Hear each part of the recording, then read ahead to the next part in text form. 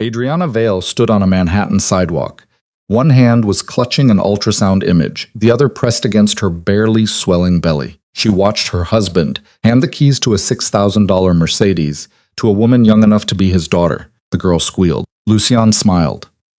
And when he finally noticed his wife, standing there 12 weeks pregnant with his child, he looked at her like she was an interruption to his afternoon. In that moment, something fundamental shifted inside Adriana.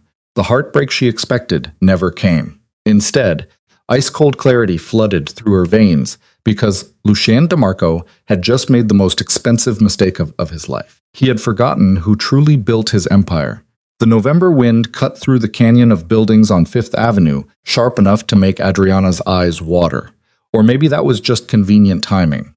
She could blame the cold for the moisture gathering at the corners of her lashes, instead of admitting that watching your husband publicly humiliate you might actually hurt.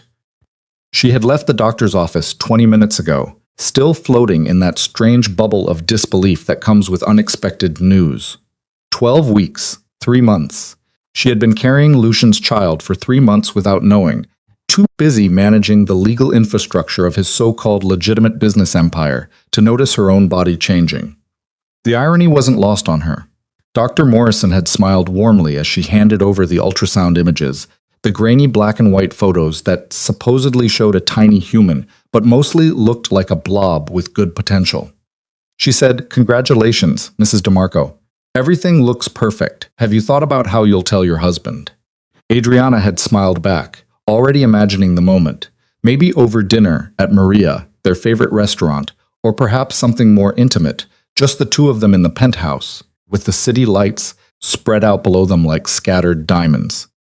She had even entertained a foolish fantasy, where this news might bridge the distance that had been growing between them for months. The way Lucien's eyes had started sliding past her at social events. The way his phone calls had become hushed and secretive. She had told herself it was business stress, the expansion into Chicago, the new political connections that required careful handling. The federal investigation that kept circling closer, never quite landing, but never fully going away either. She had told herself a lot of things. The walk from Dr. Morrison's office to Lucien's supposed business meeting at the St. Regis should have taken 15 minutes. Adriana had made it in 12, her heels clicking against the sidewalk in a rhythm that matched her suddenly racing heart. She wanted to tell him now, immediately before the cautious, analytical part of her brain could talk her out of spontaneity. She had rounded the corner onto 55th Street, already rehearsing the words when she saw him. Lucien DeMarco stood in front of the hotel in a charcoal suit that cost more than most people's monthly rent. His silver-touched dark hair perfectly styled, his smile wide and genuine in a way Adriana hadn't seen directed at her in months.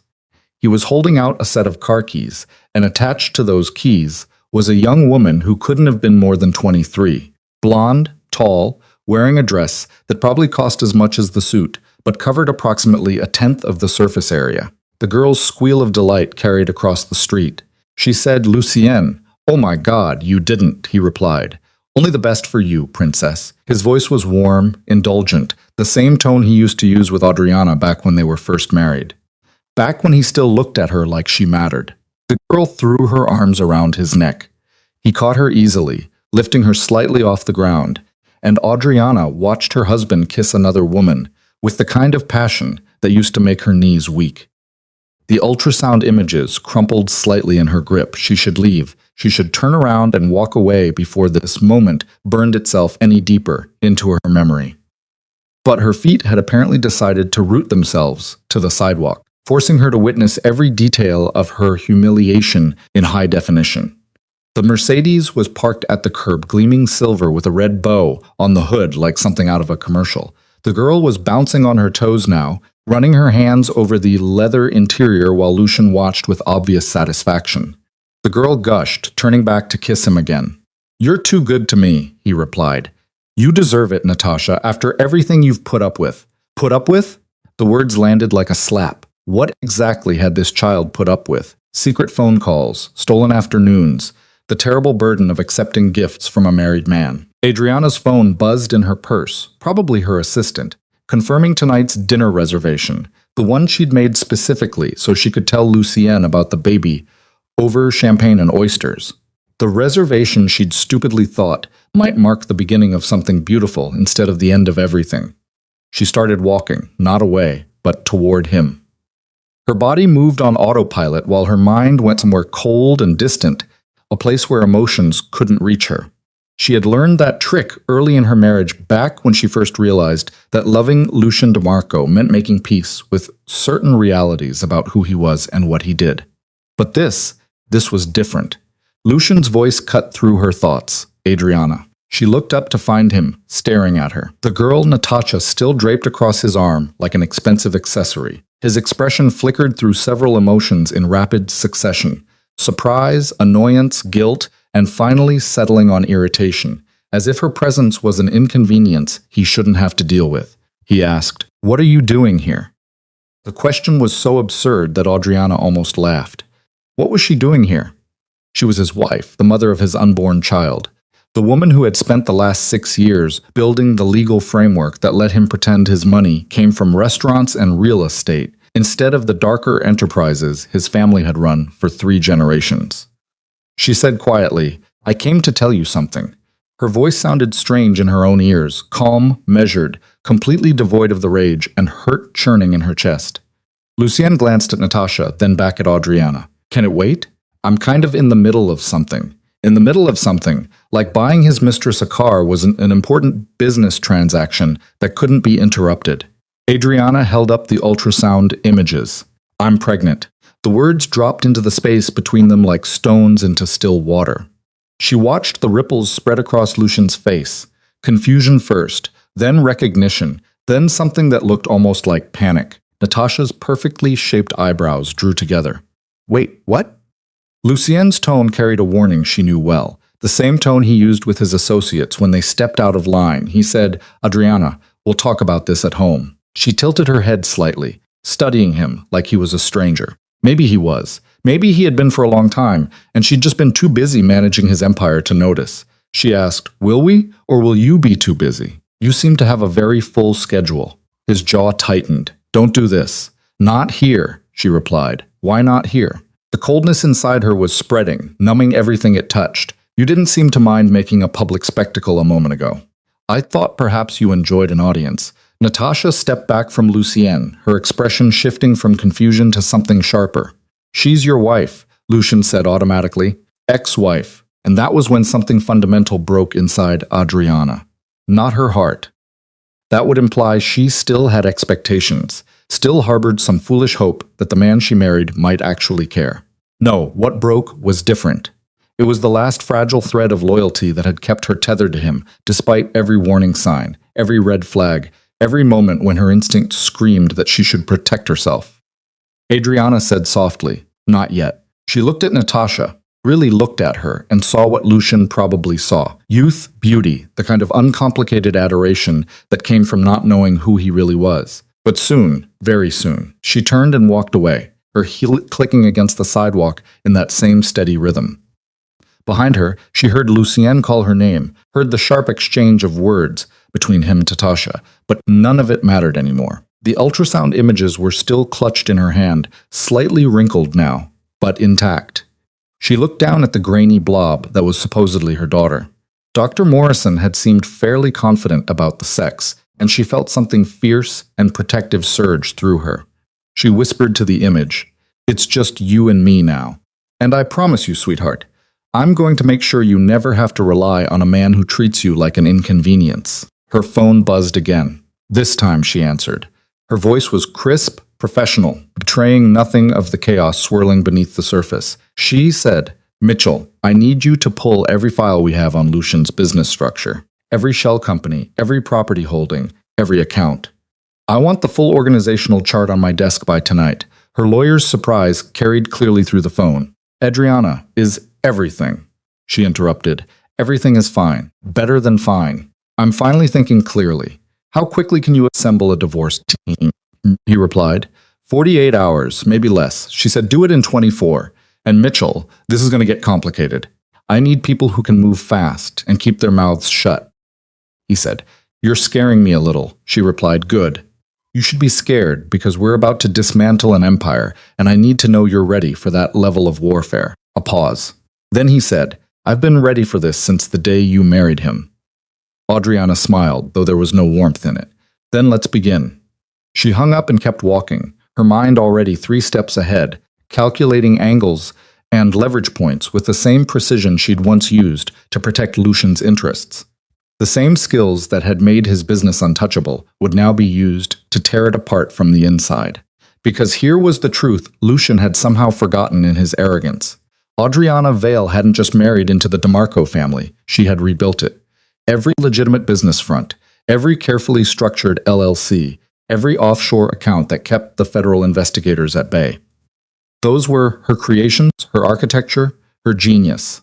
Lucien thought he was powerful because he commanded respect through fear and family legacy. He had no idea that his real power had always come from the quiet woman who worked 18-hour days to make sure his empire appeared legal, stable, and completely above reproach. She had been invisible by design, preferring to work behind the scenes while Lucien played the role of feared syndicate boss. It had seemed strategic at the time. Let him have the glory while she built something real and lasting. What a mistake that had been.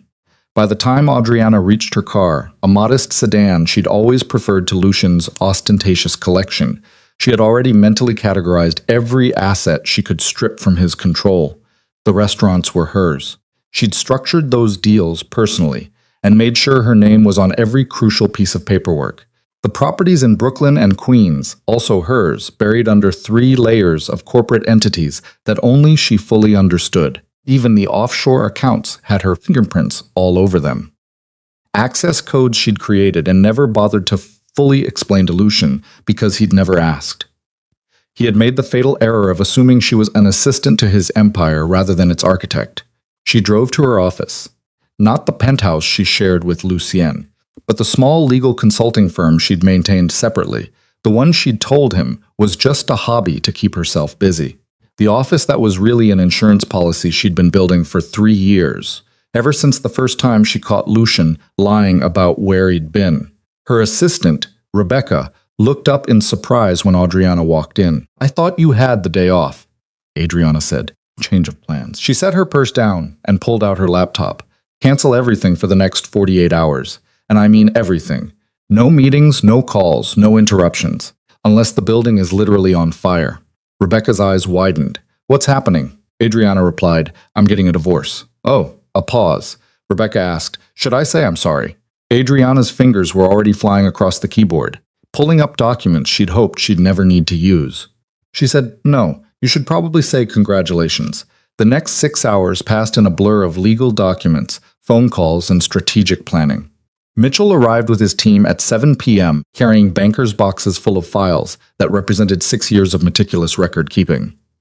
He said, "Jesus Christ, Adriana." He spread the organizational charts across her conference table, his expression somewhere between awe and horror. "You own everything. I mean, I knew you were involved in his business structure, but he doesn't actually own anything, does he?" she said simply.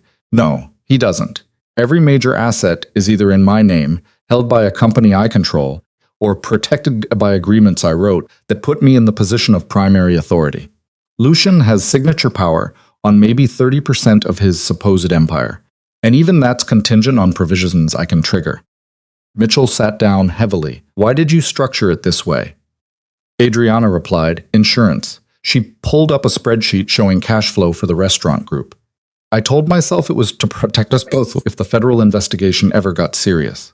If they came after Lucien, I could claim the businesses were mine, operated independently of his other activities. Plausible deniability." She met his eyes.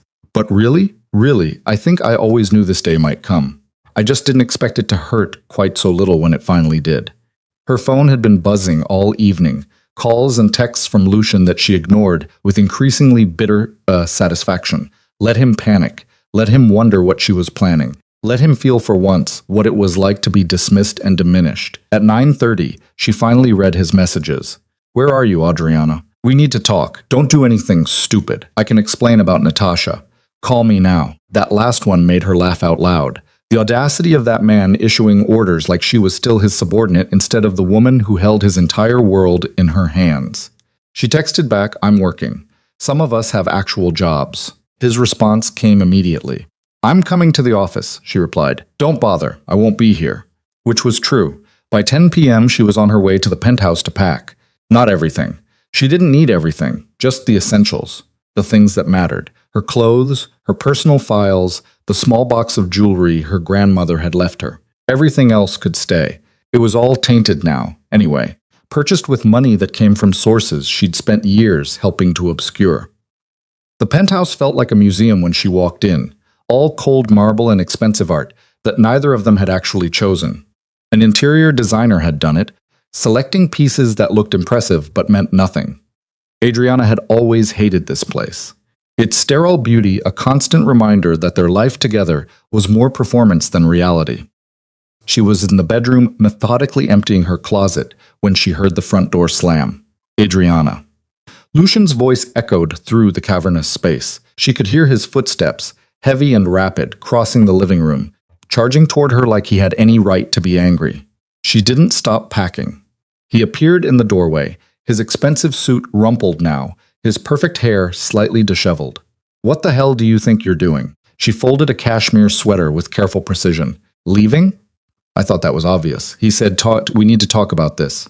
She replied, no, we really don't. He crossed the room in 3 strides, grabbing her wrist hard enough to make her drop the sweater. Yes, we do. You can't just walk away. You're my wife. Adriana looked down at his hand on her wrist, then up at his face. Let go of me. Something in her tone must have registered, because his grip loosened immediately. She pulled her arm back and rubbed the red marks his fingers had left. He said, his voice shifting to the placating tone he probably used with Natasha, you're overreacting. I know what you saw looked bad, but the laugh that escaped her was sharp enough to cut. She said, looked bad. Lucienne, you gave your mistress a Mercedes while I was literally holding proof of your child. You called me your ex-wife. In what universe is that just looking bad? He replied, Natasha is... She's nothing. You know how it is, she said. Actually, I don't. Please enlighten me. How is it? He ran a hand through his hair, frustration evident in every line of his body. You've been so busy with work, so distant. A man has needs. She repeated the word like it was foreign. Needs. You had needs. So you bought a child a car and humiliated your pregnant wife on a public street. Yes, that seems perfectly reasonable, he said. Don't be dramatic, she replied. I'm not being dramatic. I'm being precise. There's a difference. Lucian's expression hardened. Fine. You want precision. I'll give you precision. You are not leaving.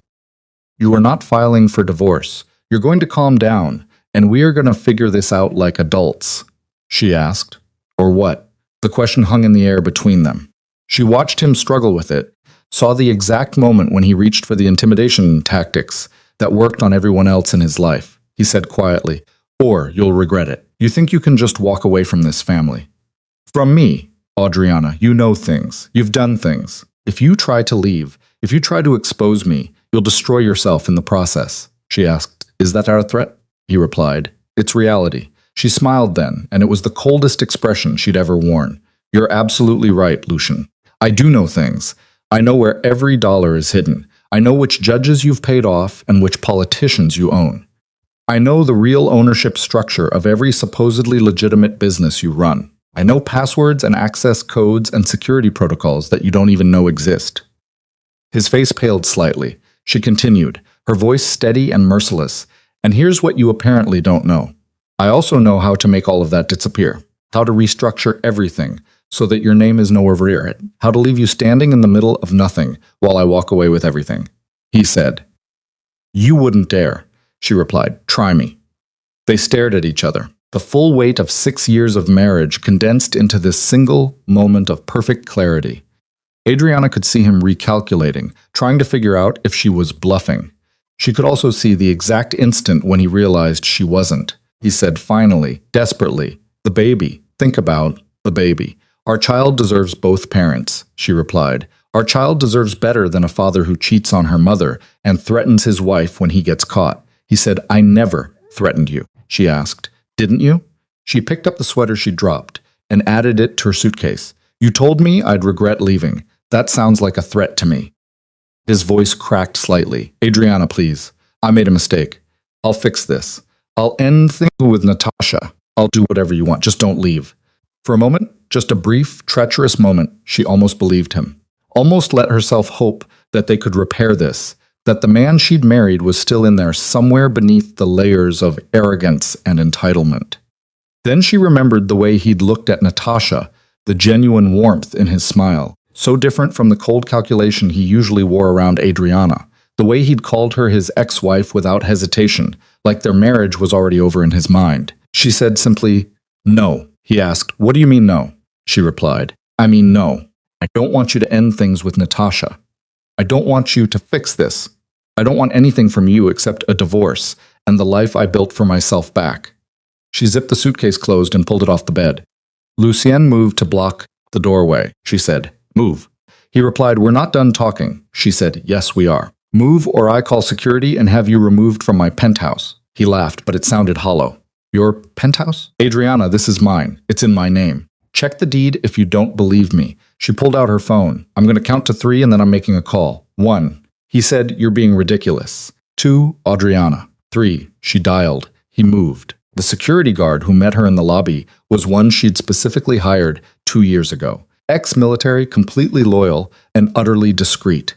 He took her suitcase without comment and escorted her to her car, standing watch until she drove away. In her rear-view mirror, she could see Lucien, standing in front of their building, his phone pressed to his ear, probably calling lawyers who wouldn't be able to help him, because the best lawyers in the city already worked for Adriana. She'd made sure of that years ago. She drove to a hotel in Midtown, checked in under a false name, and finally allowed herself to feel the full weight of the day.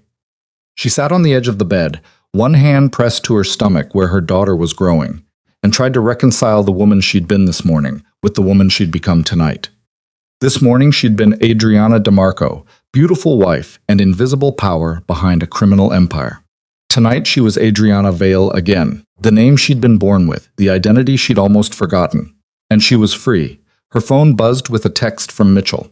"Initial filings ready. Say the word and we move." She looked at the ultrasound image one more time, at the tiny blob that would someday be a person. Her daughter, her responsibility, her reason for burning everything down and building something better from the ashes. She texted back, "Do it. Burn it all down." Then she turned off her phone, laid down on the starched hotel sheets, and slept better than she had in years. The morning came too quickly and not quickly enough. Adriana woke at 5:30, with her hand still pressed protectively over her stomach, her mind already racing through the tactical moves she needed to execute before Lucien fully understood what was happening. The hotel room was anonymous and sterile, nothing like the penthouse she'd left behind, and that anonymity felt like armor. She showered quickly, dressed in a charcoal suit that meant business, and was in her office by 6:15. Rebecca was already there, looking like she'd been up all night. Adriana said, setting down 2 coffees she'd picked up on the way, "Please tell me you slept." Rebecca accepted the coffee gratefully. "A little. Mitchell's team has been working through the night.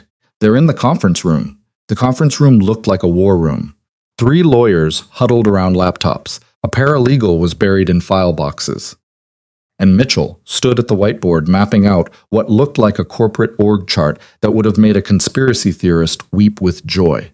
"Jesus, Mitchell, when did you get here?" He turned and she could see the exhaustion in his eyes despite the sharp focus. "Never left. Once we started pulling threads, the whole thing just unraveled. Adriana, I knew you were thorough, but this," he gestured at the whiteboard, "this is architectural genius or insanity. I honestly can't tell which." She studied the diagram, recognizing her own handiwork from years of careful construction. Every business Lucien claimed to own was represented along with the shell companies, holding entities, and trust structures that actually controlled them. And, running through it all like golden threads were her fingerprints, her names on documents, her carefully crafted legal language, her access codes and authorization protocols. She asked, "How bad is it for him?" Mitchell replied, "Catastrophic." He pulled up a spreadsheet on his laptop. "If we execute the plan we outlined last night, Lucien loses approximately 87% of his liquid assets, 92% of his property holdings, and 100% of his access to offshore accounts. The restaurants, the real estate portfolio in Brooklyn, the warehouse conversions in Queens, all yours.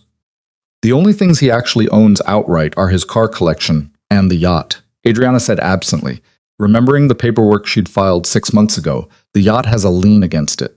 I structured that loan myself. If payments stop, it reverts to the lending company, which I own. One of the junior lawyers actually laughed, then tried to cover it with a cough.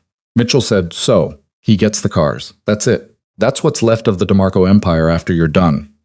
Adriana felt nothing. No guilt, no satisfaction. Just the cold certainty that this was necessary. What about the timeline? We can start filing this afternoon. Divorce petition first, along with a motion for emergency asset protection cites her pregnancy and his infidelity. Then we trigger the restructuring clauses and all the major business agreements. By tomorrow morning, his lawyers will be drowning in paperwork. One of the other attorneys added, his lawyers won't know what hit them. She was young, sharp-eyed, hungry. Most of these agreements have provisions they've never even read, buried in the fine print, subsection after subsection. It's beautiful work. Adriana corrected, it was necessary work. Lucien's family has a lot of enemies.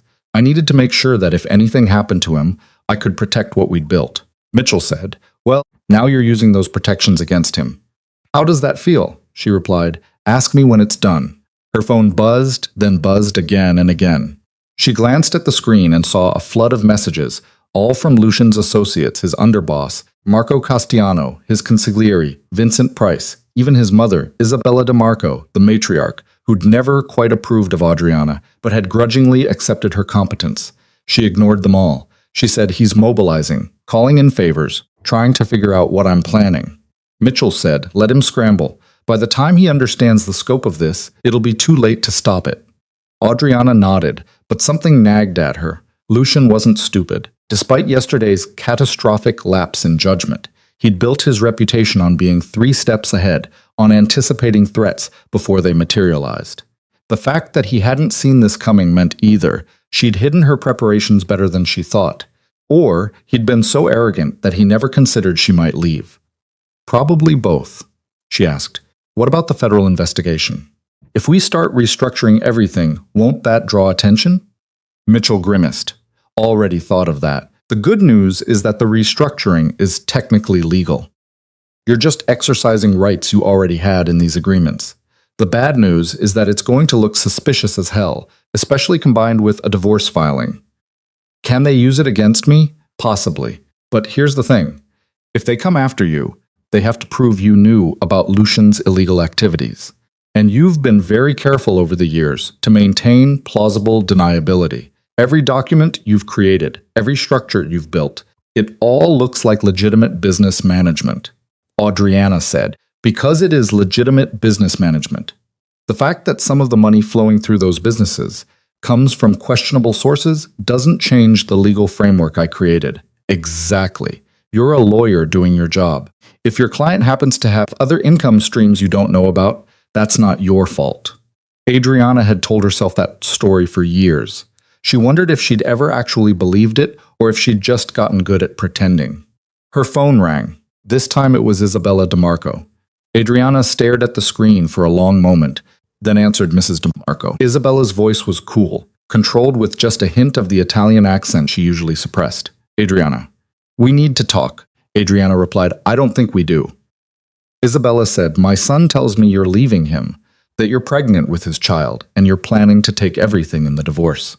Adriana replied, "Son, you're just partly right. I am leaving him, and I am pregnant.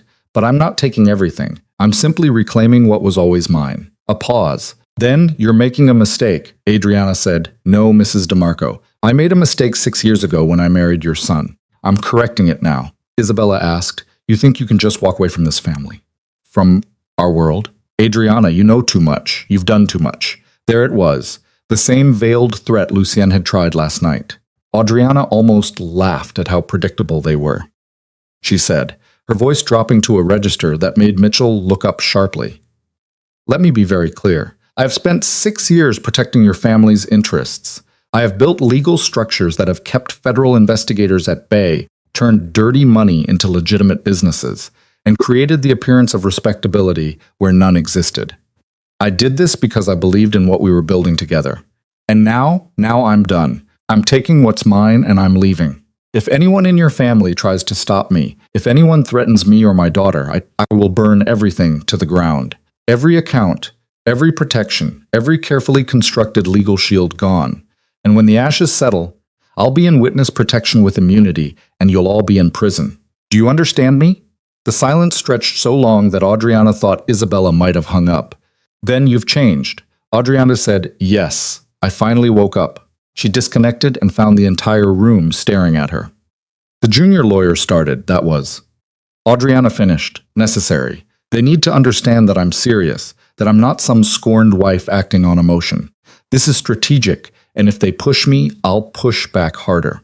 Mitchell was grinning. You just threatened the DeMarco family matriarch with witness protection.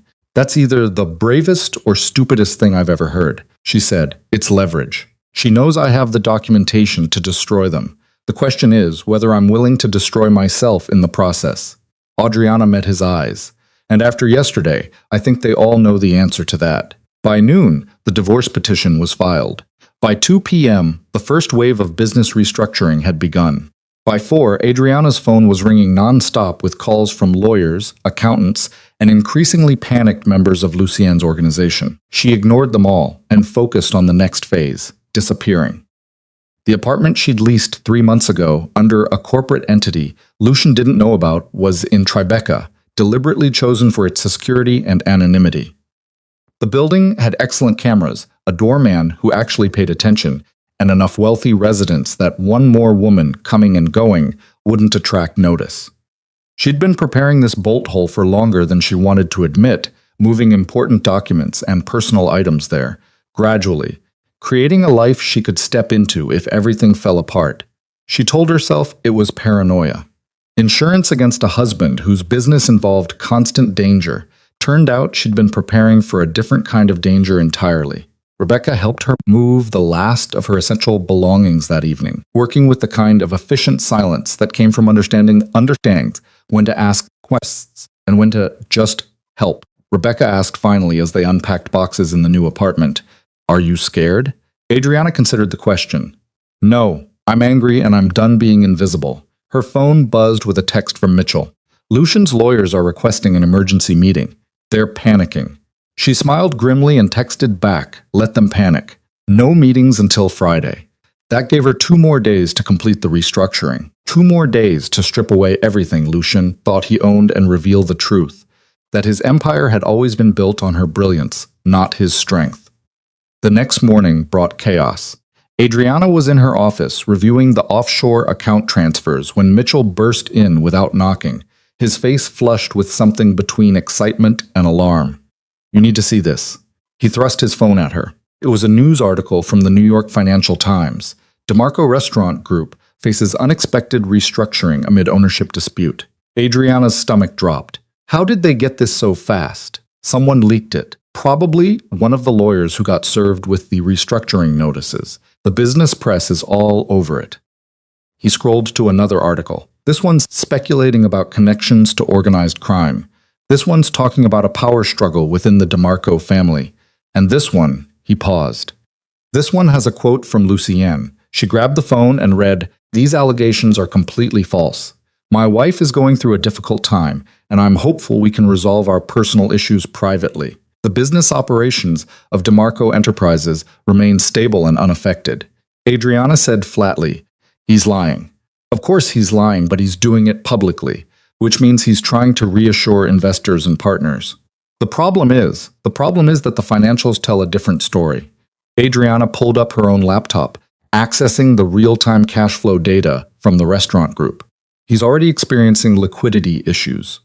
3 of his major suppliers are demanding payment up front because his credit lines just got frozen. You froze his credit lines? I restructured the corporate guarantees that back them. Without my signature, the banks won't extend credit. She pointed to another spreadsheet. And here, see this? His property management company can't make payroll because the accounts are locked pending ownership verification. Mitchell whistled low. "You're strangling him financially." She corrected. "I'm taking back what's mine. There's a difference." Her phone rang. This time it was Marco Castiano, Lucien's underboss and oldest friend. She answered on speaker. "Adriana, we need to talk." "Hello, Marco." He said, "What the hell are you doing? You're killing him. You're killing all of us," she replied. "I'm extracting myself from a bad marriage. What happens to the rest of you is not my concern." His voice rose. Not your concern. You built this with us. You're part of this family. You can't just tear it apart because Lucienne made a mistake. She said, a mistake would be forgetting an anniversary, Marco. What Lucien did was a choice, a series of choices. And now I'm making my own choices. He said the feds are circling. You know that, right? They're watching for any sign of instability, any crack they can exploit. You're giving them exactly what they need. Adriana felt a cold spike of concern. Marco wasn't wrong.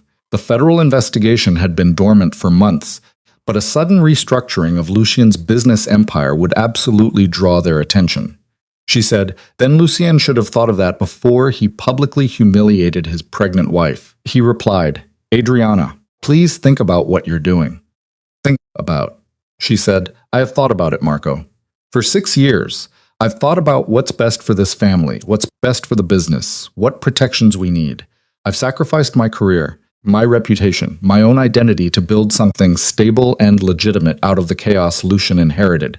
And yesterday, I watched him give his mistress a car while dismissing me like I was an inconvenience. He said, he knows he screwed up. She replied, good. Then he can live with the consequences. She hung up and found Mitchell staring at her. He said quietly, the feds really are a problem. If they think the organization is unstable, they might accelerate their investigation, try to flip people while everyone's vulnerable. Adriana rubbed her temples, feeling the first stirrings of a headache. I know, but I can't stop now. If I duck down, Lucien will think he can control me through intimidation. And I won't live like that. My daughter won't grow up watching her mother be diminished. So, what do? We move faster. How quickly can we complete the account transfers? 48 hours, maybe less if we push. I want everything locked down by Friday morning. Everything. The next 36 hours were a blur of legal documents, digital transfers, and increasingly desperate attempts by Lucien's team to halt the process. His lawyers filed emergency motions. His accountants demanded audits. His mother called 6 more times, each conversation more pointed than the last. Adriana ignored it all and kept working.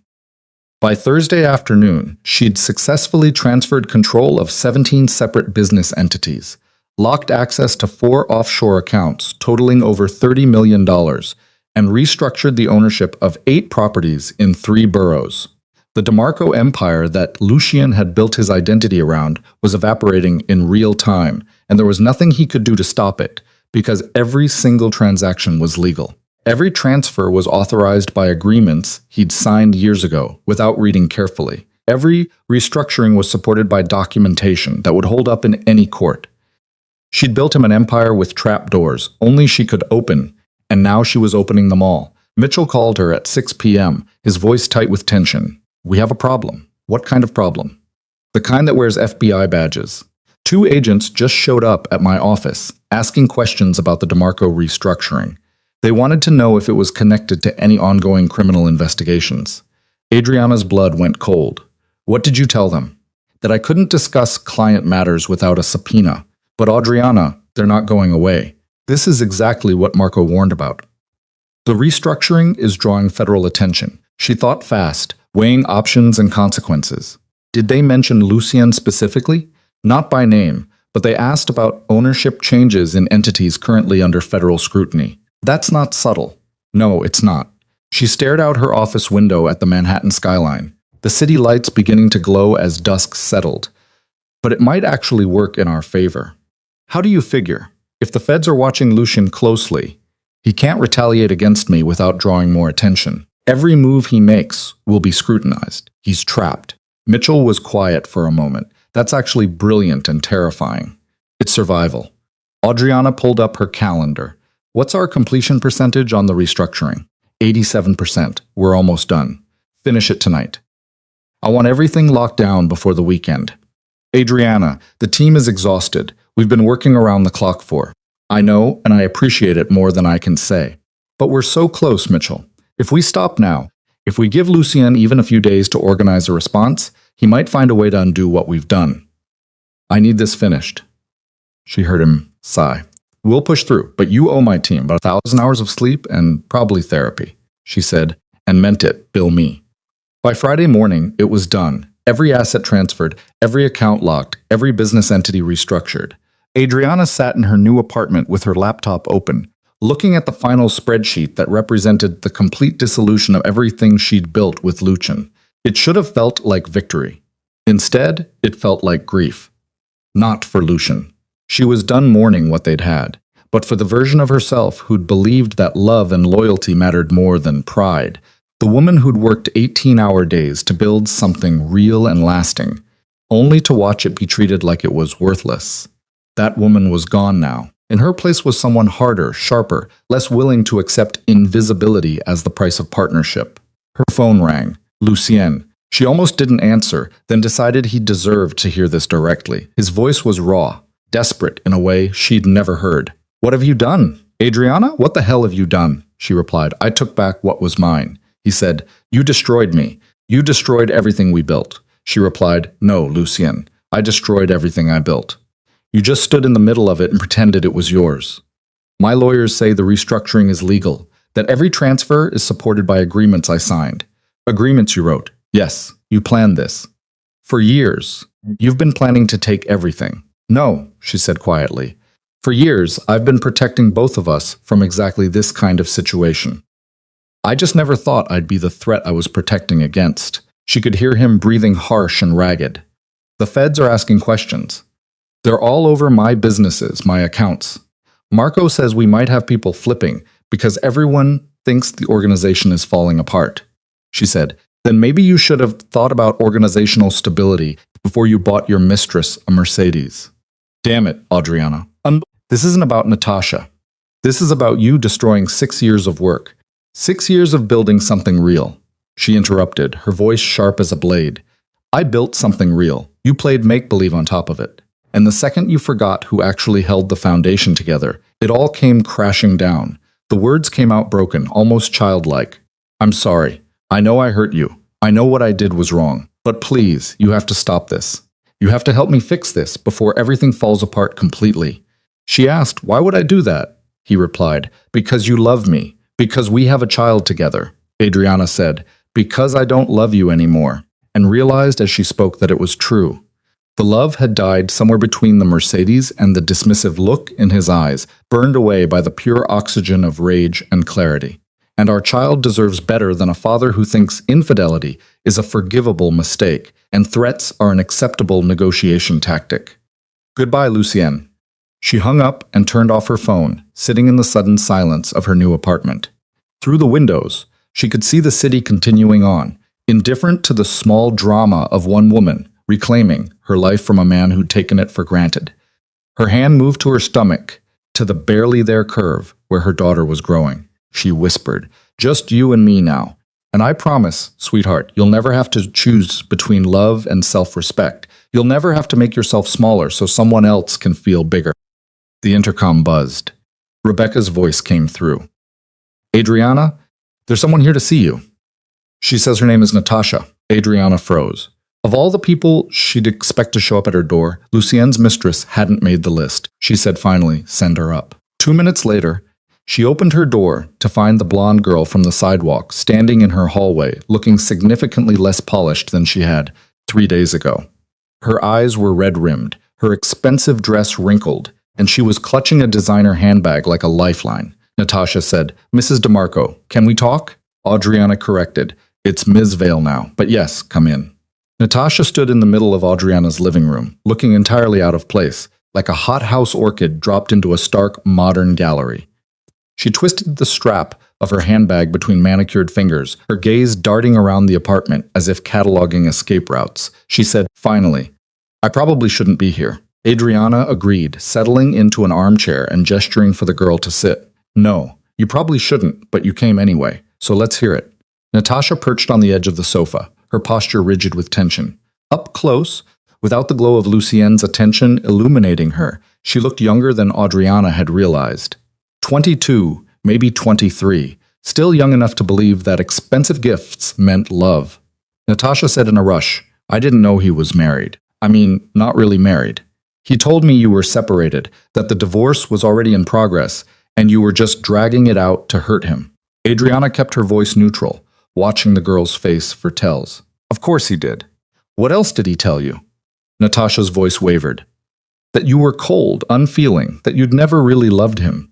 You just wanted access to his money and his family's connections. He said you were trying to destroy him out of spite. Adriana asked, and you believed him? The girl's eyes filled with tears. I wanted to believe him. I thought he was different. He was older, sophisticated. He made me feel special, like I mattered. Adriana felt an unexpected stab of sympathy. She remembered being young and stupid, back before law school hardened her, back when she still thought love was enough. When did you figure out he was lying? Natasha wiped at her eyes, smearing mascara. Tuesday night after you confronted us. He took me back to this penthouse. Not the one where you lived, a different one in Chelsea. It was whispering. Angry, distracted. He kept making phone calls, yelling at people, and then his mother showed up. That got Adriana's attention. Isabella came to see you. She came to see him, but I was there. And Natasha swallowed hard. She looked at me like I was garbage, like I was something dirty he'd tracked in on his shoes. And she said that I was a fool if I thought I was anything more than a distraction, that you were the real power in the family, and now that you'd left, everything was going to fall apart.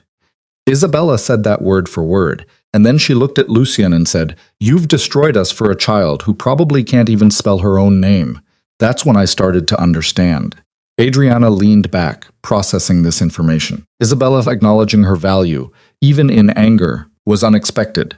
The old woman had spent 6 years treating Adriana like an outsider who'd somehow tricked her way into the family. To hear that she'd recognized the truth, even if only in the context of loss, felt oddly validating.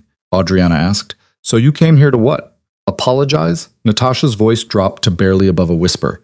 "I came here because I'm scared." After his mother left, Lucien started drinking and he got mean. Started saying things about what happens to people who betray him, who make him look weak.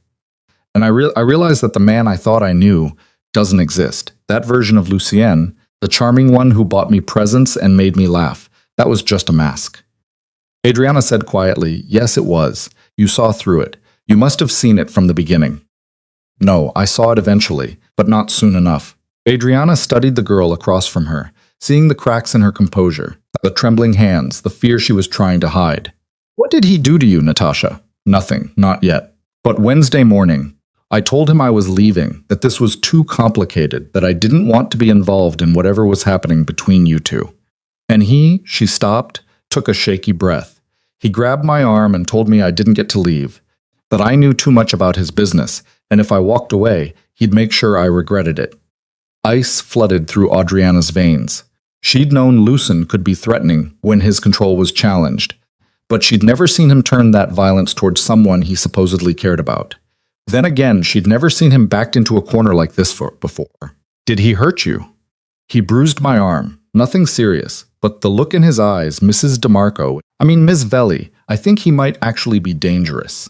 Adriana said flatly, "He is dangerous. That's something you need to understand. The legitimate businesses, the restaurants, the real estate, those are window dressing. The DeMarco family built their fortune on things that would put them in prison if anyone could prove it. And right now, Lucien is watching everything he thought he owned slip away. That makes him unpredictable."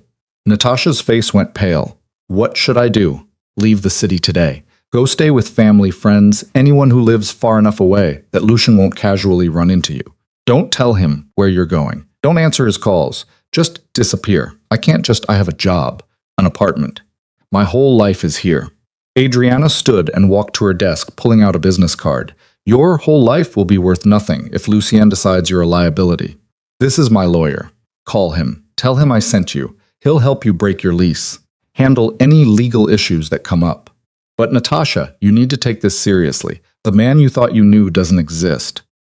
The real Lucien is cornered and desperate, and that makes him lethal." Natasha took the card with shaking hands. "I'm sorry for my part in this. I know that doesn't change anything, but I am sorry." Surprisingly, Adriana did believe her. "I believe you." The girl had been a pawn, manipulated by someone much more skilled at deception. But Natasha, next time a man tells you his wife doesn't understand him, assume he's lying. After the girl left, Adriana stood at her window watching the street below, waiting to see Natasha emerge from the building. She did, a small figure in expensive clothes, hurrying toward the subway with her phone pressed to her ear.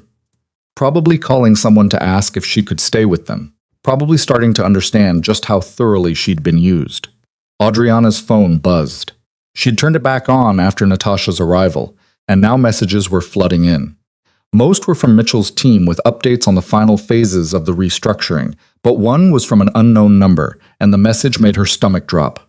You think you've won? You haven't. This isn't over. She stared at the text, analyzing the wording, the implicit threat. It could be from Lucien, though the number was blocked. Could be from Marco or one of the other associates. Could even be Isabella, though the matriarch usually preferred direct confrontation. Whoever it was, they were right about one thing. This wasn't over.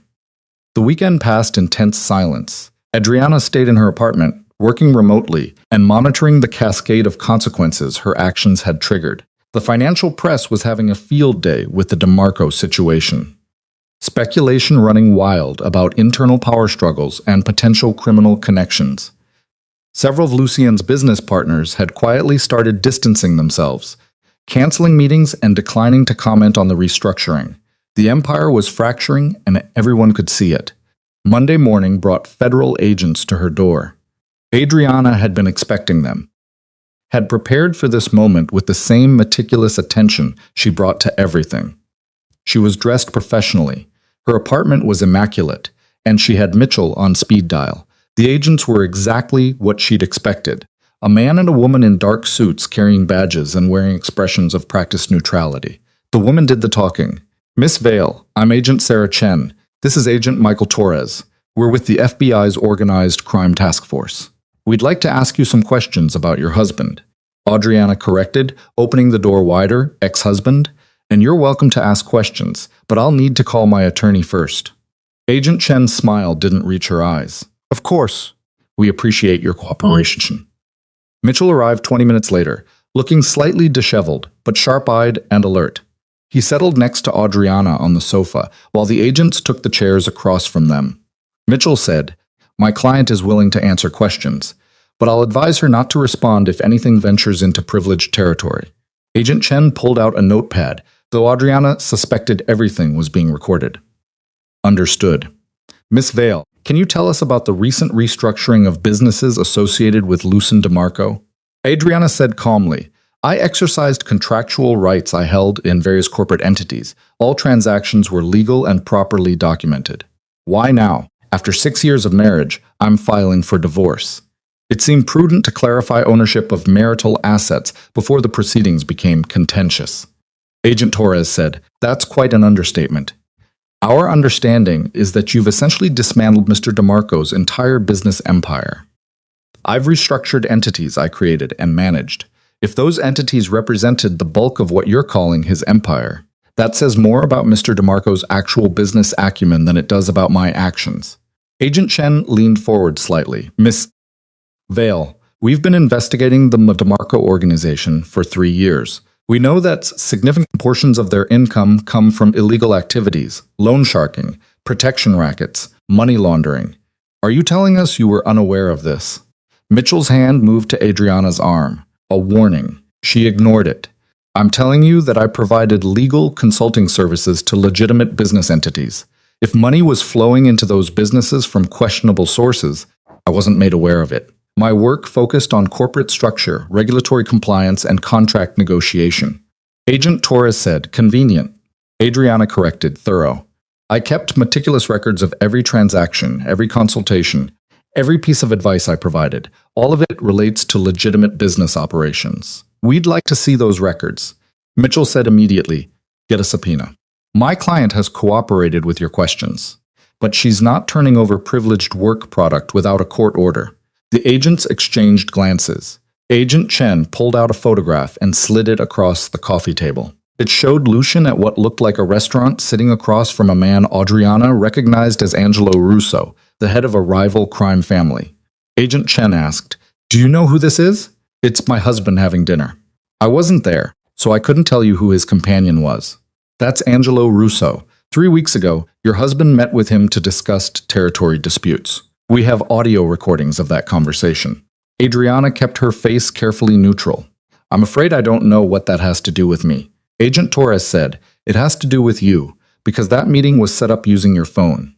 Your number appears in Russo's call records. You arranged the time and location. Her mind raced, pulling up the memory. 3 weeks ago, Lucian had asked her to call a number and set up a meeting. He'd said it was a potential investor for the restaurant group, someone who wanted privacy.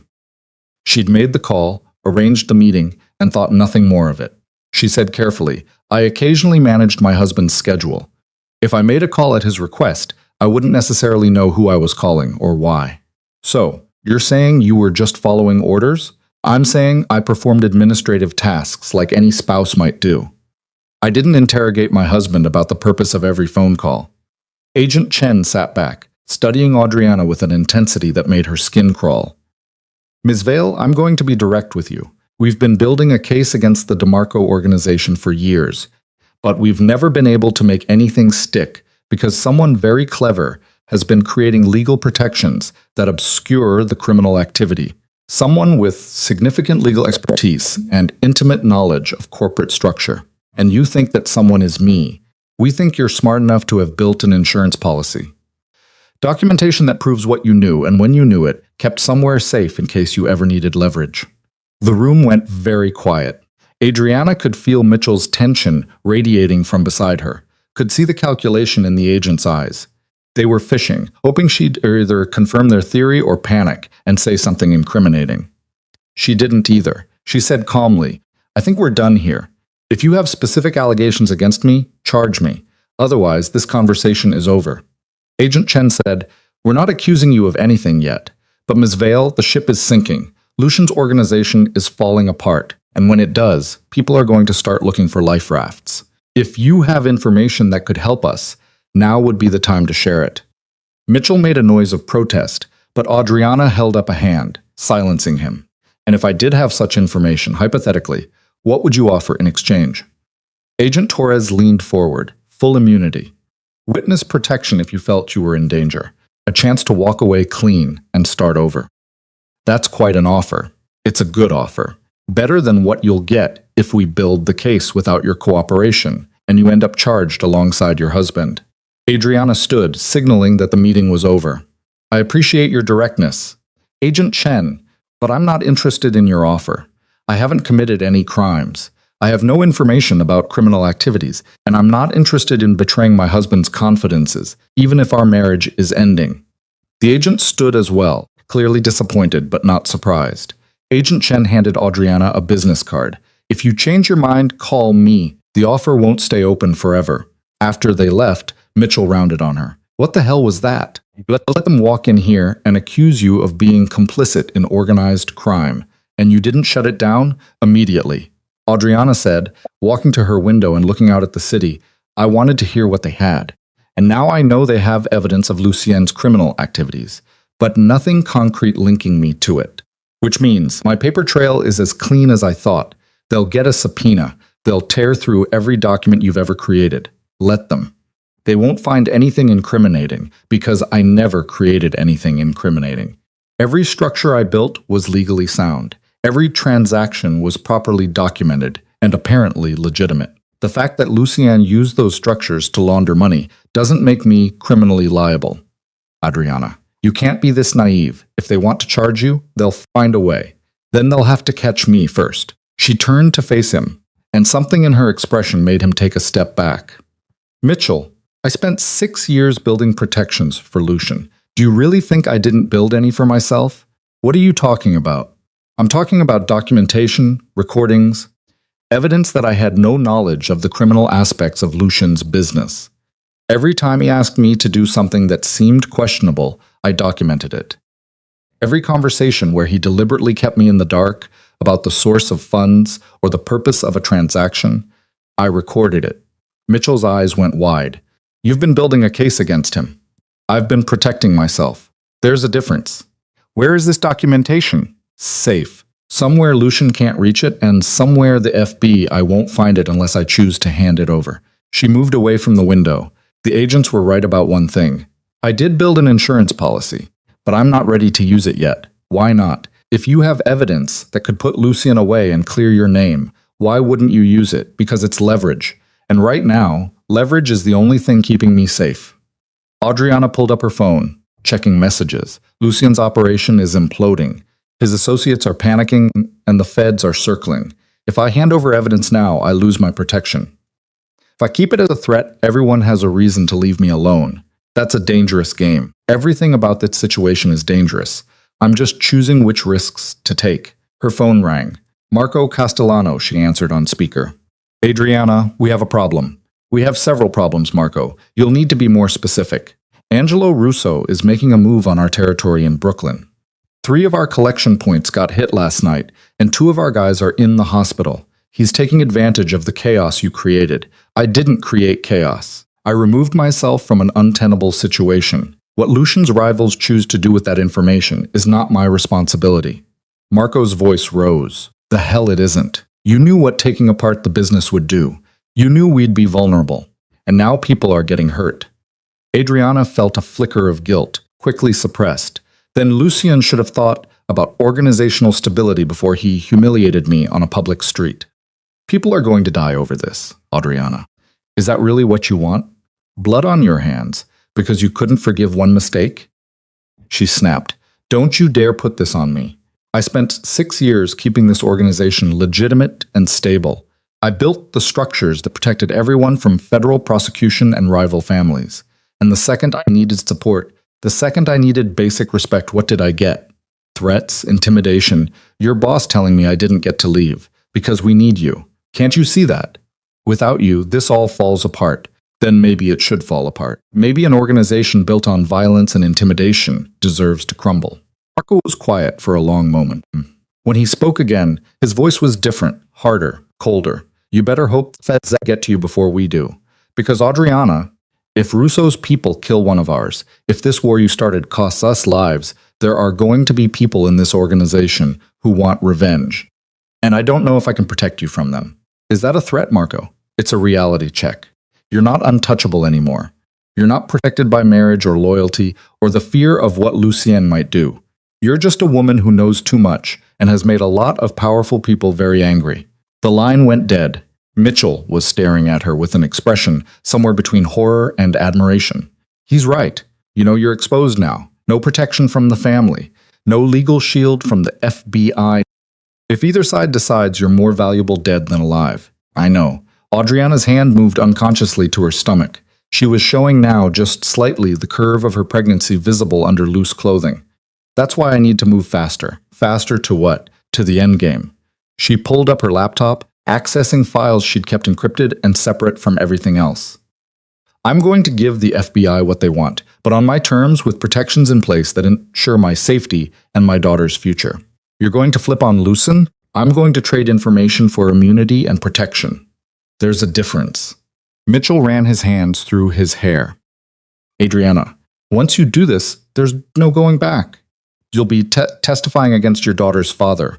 You'll be destroying what's left of the family, and you'll be putting a target on your back that will never disappear.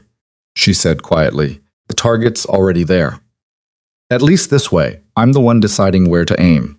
She called Agent Chen that afternoon and arranged a meeting for the following day. Then she called her obstetrician and scheduled an emergency appointment, suddenly paranoid that the stress of the last week might have hurt the baby. Dr. Morrison confirmed that everything was fine, the heartbeat strong and steady, the tiny human inside her, blissfully unaware of the chaos surrounding her arrival. The doctor said gently, you need to reduce your stress levels. I know that's easier said than done, but for the baby's sake, you need to take care of yourself. Adriana promised, meaning it, I will. After this week, things will be calmer. One way or another, that would be true. That night, alone in her apartment with files spread across her dining table, Adriana compiled everything she had. 6 years of documentation, carefully organized and annotated. Emails where Lucien discussed criminal activities, assuming she wouldn't understand the implications. Recordings of conversations where he admitted to extortion, money laundering, bribery, financial records showing the true sources of income for supposedly legitimate businesses. Names, dates, locations, amounts, everything the FBI would need to dismantle the DeMarco organization completely. She'd been collecting it for 3 years, ever since the first time Lucien's temper had scared her. Little pieces of insurance stored away against a future she'd hoped would never come. But the future had arrived, and it was time to use what she'd built. Her phone buzzed with a text from an unknown number. You can't hide forever. We know where you live. She stared at the message, feeling ice slide down her spine. Then she forwarded it to Agent Chen with a simple note. I think we should move up our meeting. Tomorrow might be too late. Chen called within minutes. Miss Vale, are you in immediate danger? I don't know, but I'm receiving threats and I have information you want. Quickly, can you get me into protective custody? How quickly can you pack? I'm already packed. Then we can have agents there in 20 minutes. Adriana looked around her apartment at the life she'd built in secret. The bolt hole that was supposed to keep her safe. It had lasted less than a week. She said, make it 15. And Agent Chen, I'm going to need guarantees, full immunity, witness protection if necessary, and protection for my unborn child. All of it in writing before I hand over a single document. Done. Start packing. Adriana moved through the apartment with methodical efficiency, taking only what mattered. Clothes, documents, the ultrasound images of her daughter. Everything else could stay. It was all just things, and things could be replaced. What couldn't be replaced was her life, her daughter's future, the chance to finally step out of the shadows and into something real. The agents arrived in 12 minutes, a team of 4 led by Chen and Torres. They swept the apartment, checked the hallways, and escorted Adriana to an unmarked car with the kind of efficiency that came from practice. As they pulled away from the building, Adriana looked back one last time at the windows of her apartment. Somewhere in this city, Lucian was probably plotting his next move. Marco was trying to hold together a fracturing organization. Angelo Russo was circling like a shark smelling blood. Let them circle. Let them plot. She was done being afraid. She had the nuclear option now, and she wasn't afraid to use it. The safe house was in Queens, a nondescript building on a quiet street where neighbors minded their own business, and questions were never asked. Agent Chen led Adriana through a side entrance, up 3 flights of stairs, and into an apartment that looked like it had been furnished by someone with no concept of comfort or style. Beige walls, generic furniture, windows covered with heavy curtains that blocked out most of the light. Chen said, reading Adriana's expression, "It's temporary, just until we can assess the level of threat and make more permanent arrangements." How long is temporary? Could be days, could be weeks. Depends on how cooperative you are and how quickly we can move on the information you provide. Adriana sat down her bag and moved to the window, carefully lifting one corner of the curtain to look out at the streets below. Everything looked normal. Cars parked along the curb, a bodega on the corner, someone walking a dog. The ordinary rhythm of city life, completely unaware that 3 floors up, a woman was about to bring down an empire.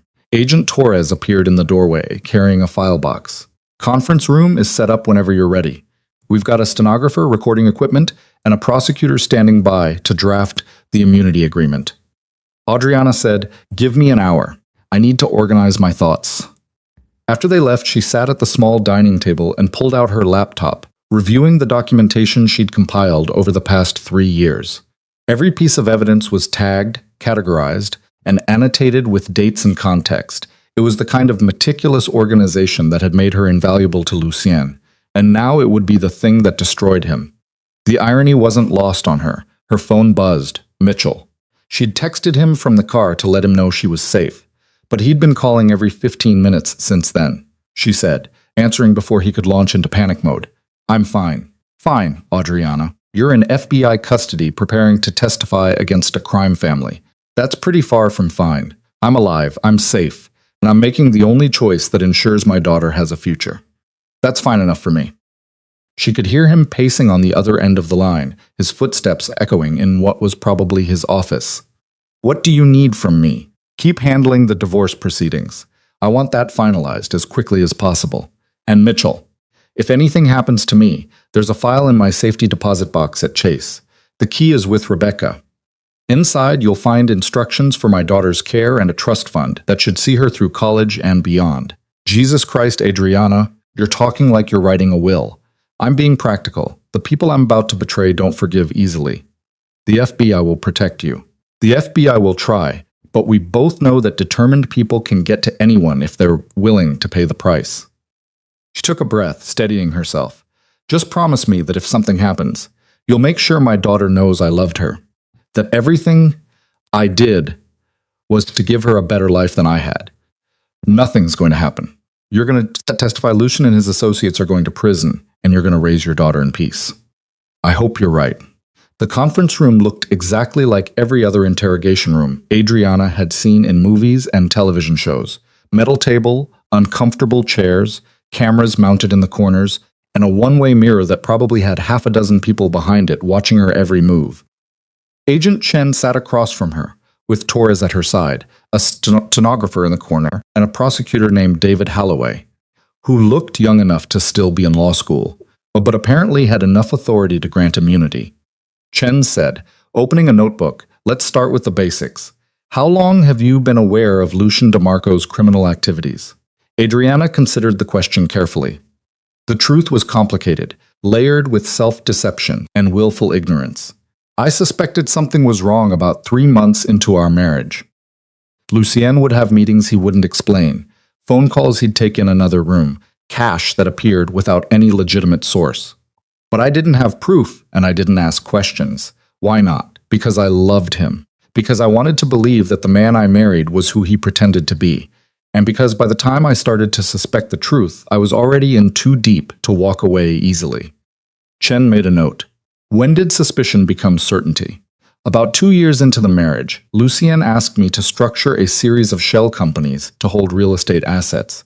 He said it was for tax purposes, which was technically true, but the amounts of money flowing through those companies didn't match any legitimate income I could identify. That's when I started documenting everything." Torres leaned forward. "You've been collecting evidence for 4 years. 3.5. I started keeping records about 6 months after I realized what was happening." "Why? If you knew your husband was involved in criminal activity, why didn't you come forward immediately?" It was the question Adriana had been asking herself for years, the one she'd never had a good answer for. Fear, partly, love, stupidly, and this belief that maybe I could change things from the inside. If I stayed, if I helped build legitimate businesses, maybe eventually the criminal activities would fade away and we'd have something real. Holloway said, his tone cutting, "That's incredibly naive." Adriana agreed quietly. "Yes, it was, but I was young and in love, and I wanted to believe the best of someone I'd committed my life to. I'm sure you've never made a poor decision based on emotion, Mr. Holloway. But some of us are more fallible." The prosecutor's face reddened slightly, and Chen shot him a warning look before turning back to Adriana. "Let's talk about what you documented. What exactly do you have?" Adriana opened her laptop and pulled up the master file. Emails, recordings, financial documents, organizational charts showing the real structure of the DeMarco operation. I have evidence of money laundering, extortion, bribery of public officials, loan sharking, and connections to at least 3 other organized crime families in the tri-state area. The room went very quiet. Torres asked, "How much of this can you authenticate?" "All of it. Every document is either something I created myself or something I witnessed being created. Every recording is clearly dated and backed up in multiple locations. Every financial transaction can be traced through banks and shell companies that I personally established." Chen and Torres exchanged looks. Holloway was typing furiously on his laptop, probably already drafting indictments in his head. Chen said carefully, This is more than we hoped for, Miss Vale. With this evidence, we can dismantle the entire DeMarco organization. We can prosecute not just Lucien, but his associates, his partners, the politicians he's been bribing. This is the biggest organized crime case we've had in a decade." Adriana's hand moved to her stomach, a protective gesture that was becoming habitual. "I know. That's why I need guarantees. Full immunity for anything I may have done while married to Lucien, witness protection if I feel I'm in danger, and financial support to relocate and start over." Calloway said immediately, "Done. I can have the immunity agreement drafted within the hour. Full protection from prosecution for any crimes committed prior to today's date, provided you give truthful testimony and turn over all evidence in your possession. I want it to cover my daughter, too. Anything that happens after she's born, any retaliation against her." Chen promised, "We'll protect both of you. That's not negotiable." Adriana nodded, feeling something tight in her chest finally loosen. "Then let's begin." They worked through the night, Adriana walking them through years of documentation with the same precision she'd brought to creating it. She explained the shell company structures, identified the sources of laundered money, named the public officials who'd bribed the amounts they'd received. She provided recordings of Lucien discussing criminal activities, explaining how certain problems had been handled with violence or intimidation. With every piece of evidence she handed over, she felt the weight of her marriage lifting. All those years of looking the other way, of telling herself she was building something legitimate, even as she enabled corruption, it was all coming out now, exposed in the harsh fluorescent light of the conference room. By 3 in the morning, Chen called for a break. Adriana stumbled back to the apartment they'd given her, collapsed on the bed, fully clothed, and slept for 4 hours before her phone woke her. The number was blocked, but she answered anyway. Lucian's voice was rough, strained, nothing like the smooth confidence she'd once found attractive. "You made a mistake. How did you get this number? I have resources you don't know about, friends you've never met, and they're very interested in finding you." Adriana sat up, suddenly wide awake. "Is that a threat? It's a warning. You think the FBI can protect you? They can't even protect their own witnesses. Ask them about Tommy Moroni. He testified against my uncle 10 years ago. We found him in Iowa living under a new name. He lasted 6 months.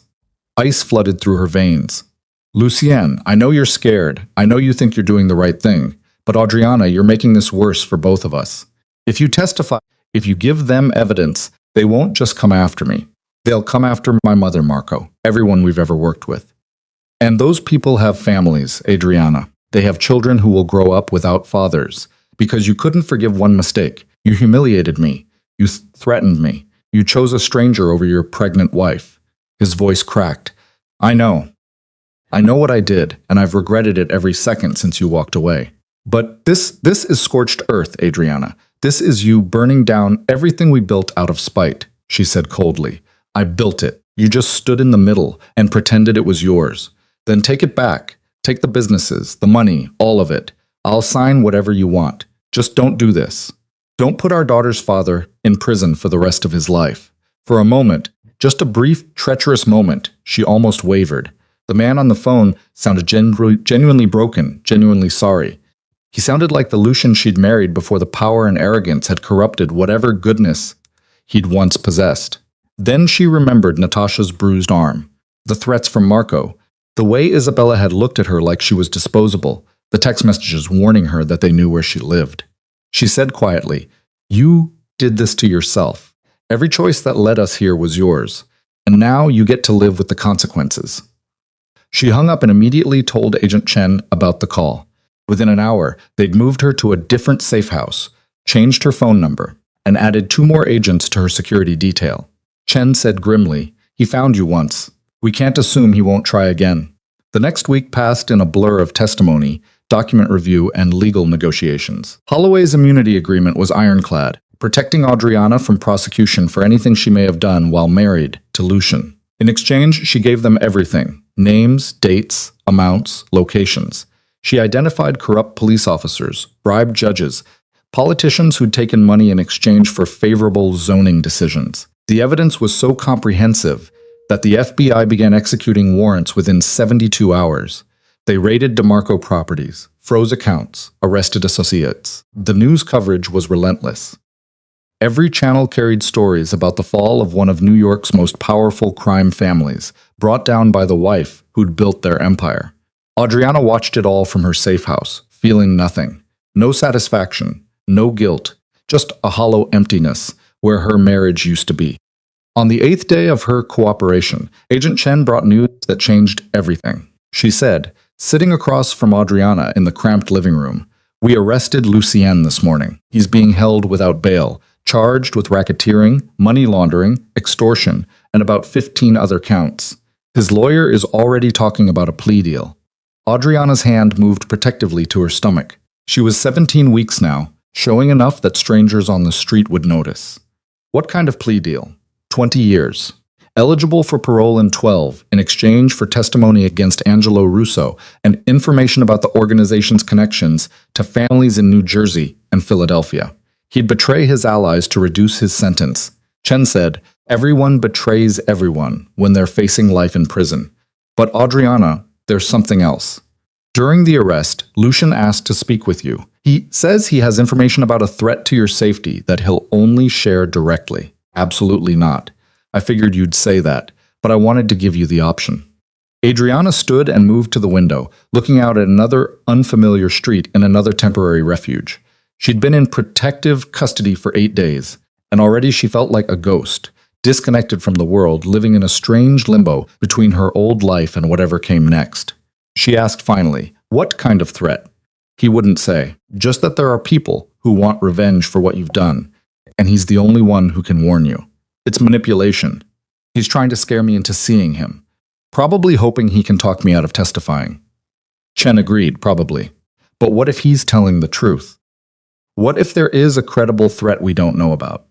Adriana closed her eyes, torn between the desire to never see Lucien again and the nagging fear that he might actually be trying to protect her. Despite everything, despite the betrayal and the humiliation, some part of her still remembered the man he'd been in the beginning.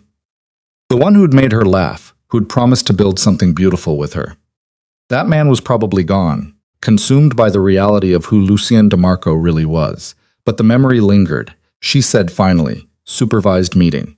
Multiple agents present, everything recorded, and I want it made clear that nothing he says will change my testimony." Understood. They brought Lucien to a federal building in Manhattan days later. Adriana waited in a conference room with Chen and Torres, her hands folded on the table to hide their trembling. When the door opened and Lucien walked in wearing an orange jumpsuit and handcuffs, she barely recognized him. He'd lost weight, his face gaunt and shadowed. His expensive haircut had grown out, making him look older, harder. But it was his eyes that shocked her most.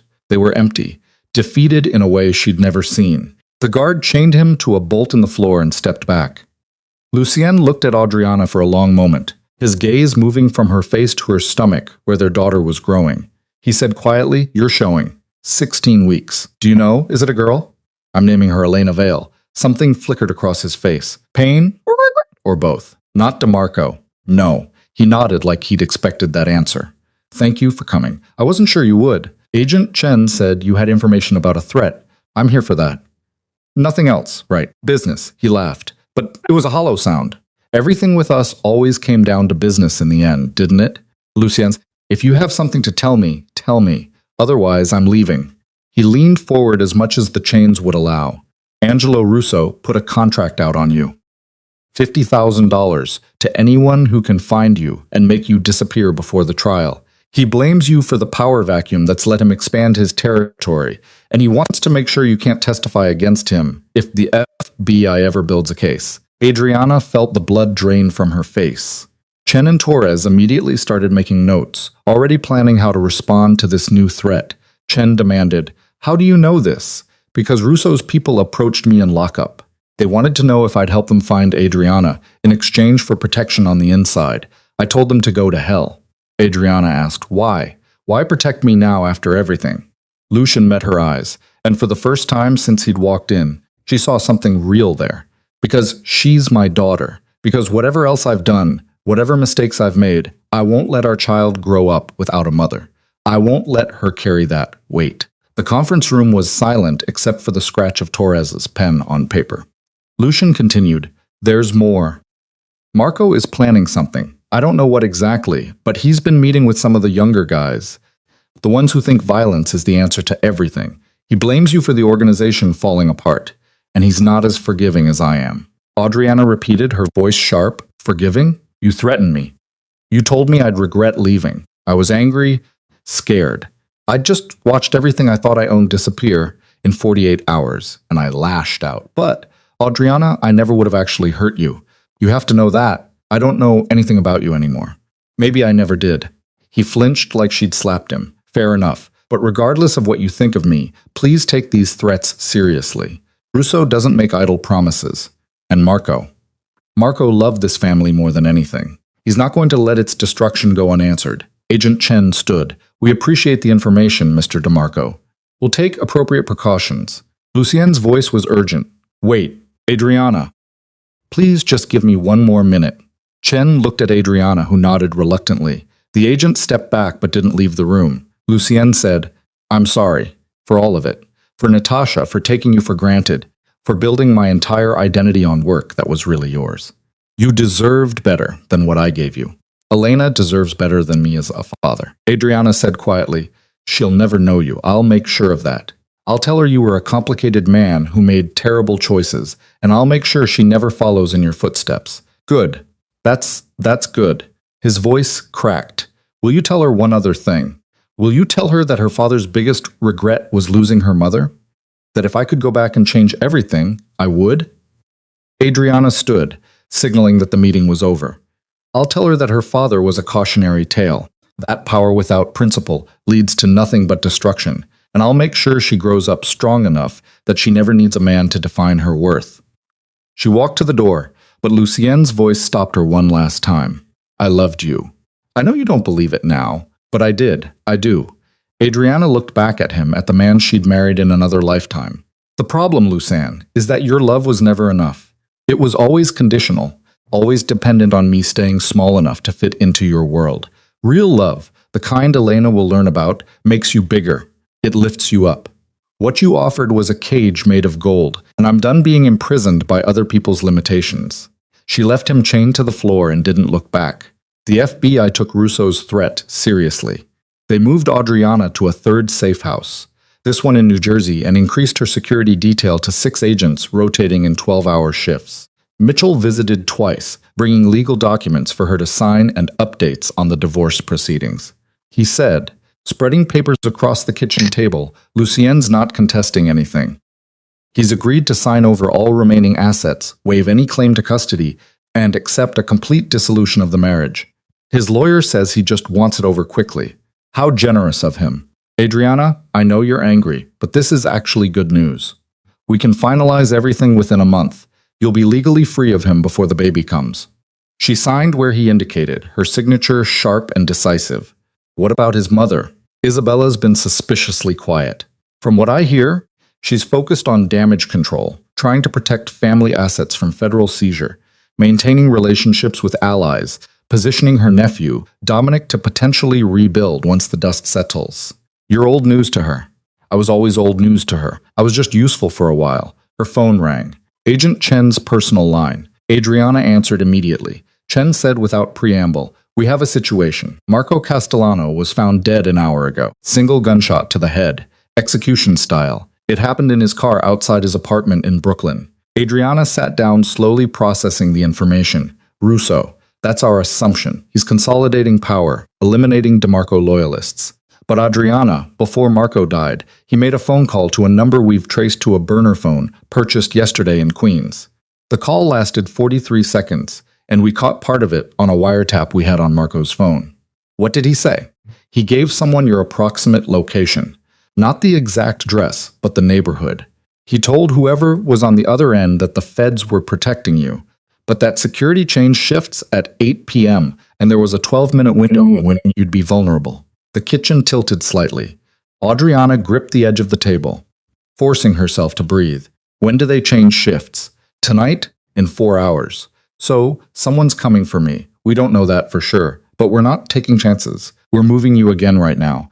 Pack only essentials. We leave in 10 minutes. Adriana ended up in Pennsylvania in a cabin so remote that the nearest neighbor was 3 miles away. The FBI brought in specialists, people who understood witness protection and how to keep someone alive when determined killers were hunting them. They taught her how to spot surveillance, how to vary her routines, how to disappear if she needed to. She learned it all with the grim determination of someone who understood that her daughter's life depended on her survival. The trial date was set for 6 weeks out. Until then, Adriana lived in isolation, seeing only federal agents, and occasionally Mitchell when legal matters required her signature.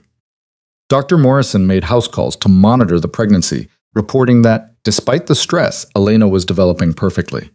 The doctor said, during one visit, pressing the Doppler to Adriana's swelling stomach, "She's a fighter." The rapid flutter of a heartbeat filled the room, strong and resilient, just like her mother. Adriana listened to her daughter's heartbeat and made a promise. She would survive this. She would testify, see Lucien and his associates convicted, and then she would build a life where Elena could grow up safe and loved, no matter what it took. 3 weeks before the trial, Agent Chen brought unexpected news. She said, sitting across from Adriana in the cabin's small living room, Lucien took a plea deal. 25 years, no possibility of parole for 15. In exchange, he's testifying against Angelo Russo. giving us details about corrupt officials and providing information about interstate criminal operations. So, I don't have to testify. You still have to testify against some of the other defendants, politicians, judges, associates. But the most dangerous part, testifying against Lucien directly, that's off the table now. Adriana should have felt relief. Instead, she felt cheated somehow. She'd been preparing herself to face him in court, to tell the world what he'd done, to stand up and be counted instead of hiding in shadows. When does he go to prison? Sentencing is in 6 weeks. He'll be transferred to a federal facility upstate. Maximum security, isolated from general population for his own protection. His own protection. He's testifying against people who have long memories and longer reach. The moment he enters the system, he becomes a target. Chen paused. He asked if you'd consider bringing Elena to see him once she's born. Just once, so he can meet his daughter. Absolutely not. I told him you'd say that. After Chen left, Adriana sat in the gathering dusk, one hand on her belly, where Elena was kicking with increasing vigor. 25 years. Lucien would be in his 60s when he got out, and Elena would be a grown woman who'd never known her father as anything but a name in old news articles. That should have felt like justice. Instead, it just felt sad. The weeks crawled by with agonizing slowness, each day bleeding into the next in the monotonous routine of protective custody. Adriana testified 3 times, once against a state judge who'd taken bribes, once against 2 city councilmen who'd accepted money for zoning favors, and once in a deposition against several of Lucien's former associates. Each time she told the truth with clinical precision, her voice steady, her hands folded calmly on the table before her. Inside, she was counting down to a different day entirely. Elena's due date was April 23rd. Adriana marked off each passing day on a calendar. Agent Chen had brought her, watching her belly swell until moving became awkward and sleep became impossible. Dr. Morrison visited weekly, monitoring the baby's position and assuring Adriana that everything was progressing normally despite the extraordinary stress. The doctor said during a visit in early April, "Your blood pressure is elevated. Not dangerously so, but I want you resting as much as possible. This last month is crucial." Adriana said dryly, "I'm in protective custody in a cabin in the middle of nowhere. Rest is pretty much all I do." Good. Keep doing it. But rest was easier prescribed than achieved. Adriana's mind wouldn't stop moving, racing through possibilities and contingencies, with the same obsessive attention to detail that had once made her invaluable to Lucien's organization.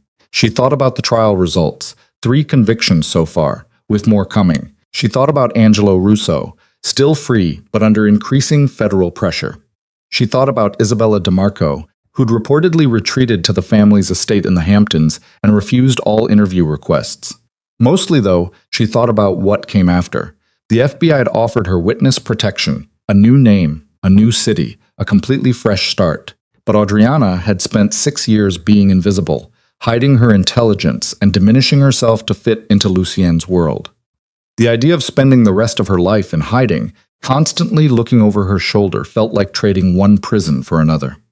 She told Agent Chen during one of their regular check-ins, "I want my life back. Not a sanitized version of it, not some safe little existence in Nebraska under a fake name. I want to be Adriana Vale again. I want to build something real." Chen looked at her with a mixture of sympathy and frustration. "Adriana, there are still people who want you dead. Rousseau's organization, remnants of Lucien's old crew, maybe even some of the people you testified against. Witness protection isn't punishment, it's survival. It's hiding, and I'm done hiding. Then what do you want?" Adriana had been thinking about that question for weeks, turning it over in her mind during the long, empty hours. "I want to use what I know. I spent 6 years learning how criminal organizations hide money and structure their operations to avoid prosecution. That knowledge is valuable, not just to the FBI, but to legitimate businesses that want to make sure they're not accidentally facilitating money laundering or criminal activity. You want to be a consultant? I want to build a firm that specializes in financial transparency and anti-corruption compliance. Help companies identify vulnerabilities in their systems that criminals might exploit. Use everything I learned in Lucien's world to make the legitimate business world safer." Chen was quiet for a moment, considering that would keep you visible, public. It would be easier for someone to find you. "I know, But I'd rather live my life in the open and deal with the risks than spend the next 50 years looking over my shoulder. Adriana's hand moved to her belly, where Elena was doing what felt like gymnastics. I want my daughter to see a mother who stands up for herself, who faces consequences instead of running from them, who uses her mistakes to build something better. Chen said quietly, "You're one of the bravest people I've ever met, or one of the most stubborn. I honestly can't tell which. Can it be both?" Elena arrived on April 19th, 4 days early and apparently impatient to meet the world. Adriana's water broke at 3 in the morning, and within 6 hours, she was holding a tiny, furious human who'd inherited her dark hair and what looked like Lucienne's bone structure. The baby had perfect fingers and toes, lungs that worked magnificently, and absolutely no patience for anything that displeased her. Dr. Morrison said, placing the cleaned and swaddled infant in Adriana's arms, "She's beautiful, 7 pounds, 3 ounces, completely healthy." Adriana looked down at her daughter's face at the way Elena's tiny hand wrapped around her finger with surprising strength and felt something crack open inside her chest. All the anger, all the hurt, all the calculated revenge that had driven her for the past months, it all melted away in the presence of this perfect, innocent creature who depended entirely on her. She whispered, "Hello, Elena. I'm your mother, and I promise you, sweetheart, you're going to have the life I never did. You're going to grow up knowing your own worth. You're going to be strong and brave and absolutely fearless." Elena yawned unimpressed and fell asleep. Agent Chen visited the hospital that afternoon, bringing flowers and news that made Adriana's blood run cold. She said, settling into the chair beside Adriana's bed, "Angelo Russo was arrested this morning. We executed warrants based on testimony from Lucien and some of the other cooperating witnesses. Caught him at his estate in New Jersey with enough evidence to put him away for life. That's good news, isn't it?" "It is. But Adriana, before they took him in, Russo made a statement to the press. He said that certain people had betrayed the old code, that snitches and traitors never go unpunished, and that justice would be served eventually. He threatened me publicly. He didn't name you specifically, but yes, essentially.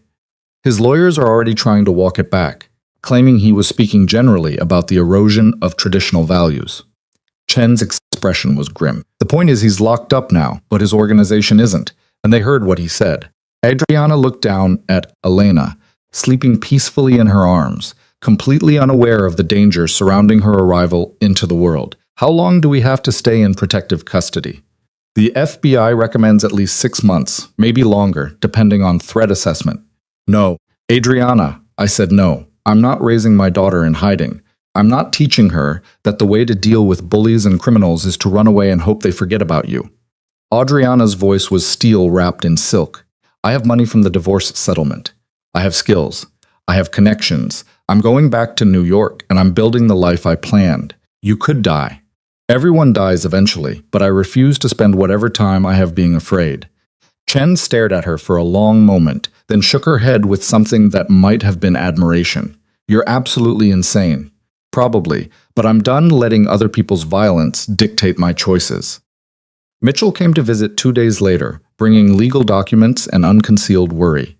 He took one look at Elena and immediately melted, all his professional composure disappearing in the face of 10 pounds of adorable baby. He breathed carefully, holding her like she might break. "She's perfect. Adriana, she's absolutely perfect." "I know." Adriana smiled, watching her fierce lawyer transform into a puddle of sentiment. "Mitchell, I need your help with something. Anything. I want to start a consulting firm, financial compliance and anti-corruption services. I need you to handle the incorporation, draft the founding documents, and help me find office space in Manhattan." He looked up sharply, nearly dropping Elena in the process. "Manhattan? Adriana, you can't be serious. The FBI wants you in witness protection, and you're talking about opening an office in the city where you have the most enemies? I'm completely serious. I've already started drafting a business plan. I have a list of potential clients, corporations that have been burned by money laundering scandals, and want to make sure it doesn't happen again. There's a real market for this. There's also a real chance someone will kill you. Then I'll hire security, good security, the kind that actually knows what they're doing." She took Elena back from him, settling the baby against her shoulder. "Mitchell, I spent 6 years being invisible because it was safer that way. I built Lucien's empire in the shadows while he took all the credit. I testified against criminals from behind protective barriers with my identity obscured. I'm done being invisible. Even if being visible gets you killed, even then. Because I'd rather my daughter remember a mother who stood up for herself than one who spent her life in hiding. Mitchell ran his hands through his hair, a gesture of frustration she'd seen 100 times. Fine, I'll help you, but I'm also hiring the best security firm in the city. And you're going to let them do their job. Deal. The divorce was finalized on May 3rd, exactly 3 months after Adriana had walked away from Lucien on that Manhattan sidewalk. The proceedings were brief, almost anticlimactic. Lucien signed away all claims from federal prison via video conference, his lawyer handling the technical details. Adriana attended from the FBI safe house with Elena sleeping in a carrier beside her, and within 20 minutes it was done. She was Adriana Vale again, legally and completely. The woman who'd been Mrs. DeMarco existed only in memory and old photographs. That afternoon she received an unexpected visitor. Isabella DeMarco arrived at the safe house in a town car, dressed in black like she was attending a funeral, and asked to see Adriana. Agent Chen was immediately suspicious. Absolutely not. She could be working with Russo's people, trying to get close enough. Let her in, Adriana said calmly. She's not here to hurt me. If Isabella wanted me dead, she has easier ways to arrange it. The older woman looked diminished somehow, her usual imperious bearing softened by what might have been grief or exhaustion. She sat across from Adriana in the small living room, her gaze moving from Adriana's face to Elena, asleep in her carrier. Isabella said quietly. She looks like him, around the eyes. Yes. May I hold her? Adriana hesitated, then carefully transferred Elena to Isabella's arms. The old woman held the baby with practiced ease, her expression softening in a way Adriana had never seen. Isabella said, not looking up from Elena's face, I had 3 sons, Lucien, Antonio, and Marco. Antonio died when he was 17. Wrong place, wrong time, caught in crossfire meant for someone else. Marco died last month, executed by our enemies, and Lucien is in prison for the next 25 years, which means he's as good as dead to this family. I'm sorry for your losses. Are you? I thought you'd be celebrating. You destroyed everything I spent 50 years building. I didn't destroy it. I just stopped protecting it. Adriana met Isabella's gaze steadily. Your family's empire was built on violence and crime. It was always going to fall eventually. I just accelerated the timeline by betraying my son, by refusing to be destroyed along with him. Isabella looked back down at Elena, her fingers gently stroking the baby's dark hair. I never liked you. You were too smart, too educated, too different from the women our men usually married. I thought Lucien was making a mistake. You made that very clear. But I was wrong. You weren't the problem. You were the only thing holding it all together. Isabella's voice cracked slightly. After you left, everything fell apart so fast. Lucien went crazy, making stupid decisions and alienating allies. Marco became paranoid, seeing enemies everywhere. The organization fractured. Rival families moved in. The FBI picked us apart, piece by piece. And I realized that you were the foundation, not the decoration. Why are you telling me this? Because I want you to know that I understand now what you did, leaving and taking everything with you. It wasn't spite or revenge, it was survival. And I can't fault you for choosing survival. Isabella carefully transferred Elena back to Adriana's arms. I came here to ask you something, a favor, though I have no right to ask. What kind of favor? Let my granddaughter know her family history. Not the crimes, not the violence, but the other parts. The way her great-grandfather came to this country with nothing and built something. The way her grandmother fought to keep her son safe in a world that wanted to destroy them. Isabella's voice broke. The way her father loved her mother enough to save her life, even when it meant losing everything. Adriana felt unexpected tears prick her eyes. Lucien didn't save my life. I saved my own. He gave you the warning about Russo. He told you about Marco's plan. He could have stayed silent, could have let his enemies take care of the problem you created, but he chose to protect you instead, even though it meant testifying against people who will absolutely try to kill him in prison. Isabella stood, preparing to leave. I'm not asking you to forgive him. I'm not even asking you to let him meet his daughter. I'm just asking that someday, when Elena asks about her father, you tell her the truth. All of it, the good and the bad. After Isabella left, Adriana sat for a long time holding Elena, thinking about truth and memory and the stories we tell to make sense of our lives. She'd planned to tell Elena that her father was a criminal who'd made terrible choices. Now she wondered if maybe the story was more complicated than that. Maybe Lucien had been a man who'd made terrible choices, but still loved his daughter enough to protect her. Maybe he'd been both villain and victim, corrupted by the world he was born into, but capable of redemption at the end. Maybe everyone contained those contradictions. Vale Consulting opened its doors on June 15th in a modest office in Midtown. Adriana had 6 employees, 3 financial analysts, 2 former federal prosecutors, and a security expert who'd previously worked in corporate risk management. The security firm Mitchell hired provided round-the-clock protection with armed guards rotating in shifts and advanced surveillance systems monitoring every entrant. It was expensive, paranoid, and absolutely necessary. The first month was slow. Despite her credentials and the media attention her case had generated, corporations were hesitant to hire the woman who'd brought down a major crime family. Some worried about association with scandal. Others questioned whether someone who'd been married to a criminal could really help them avoid criminal entanglements. But gradually, carefully, Adriana built a reputation. She gave interviews about corporate vulnerability to money laundering, wrote articles about financial red flags that indicate criminal activity, and consulted for free with several nonprofits trying to clean up their donation processes. And slowly, the phone started ringing. By September, Vale Consulting had 15 employees and a client list that included 3 Fortune 500 companies and a major international bank. Adriana had become the go-to expert on financial crime prevention, the woman who'd seen corruption from the inside and now dedicated herself to fighting it from the outside. She worked from home 2 days a week so she could be with Elena, who was growing faster than seemed possible. The baby who'd been born so tiny and fragile was now 6 months old, sitting up on her own and showing signs of the same fierce determination that had driven Adriana to rebuild her life. Rebecca said one afternoon, watching Elena refuse to let go of a toy she'd decided belonged to her, "She's going to be a handful. Stubborn like her mother." Adriana corrected, stubborn like both her parents. Lucien was many things, but he was never weak-willed. The mention of Lucien's name brought the usual complicated tangle of emotions. Adriana had followed his case through the news. His testimony against Russo had been devastating, providing details about interstate criminal operations that had led to dozens of additional arrests. As a result, Russo had been sentenced to life without parole, and several other major crime figures had taken plea deals rather than risk similar exposure. Lucien had done exactly what he'd promised. He'd given the FBI everything they needed to dismantle the organizations that threatened Adriana, and in doing so, he'd made himself a target in every prison in the federal system. The letter arrived in October, forwarded through Mitchell to avoid any security concerns. It was handwritten on lined paper, the kind sold in prison commissaries, and the handwriting was unmistakably Lucien. Adriana stared at the envelope for a long time before opening it.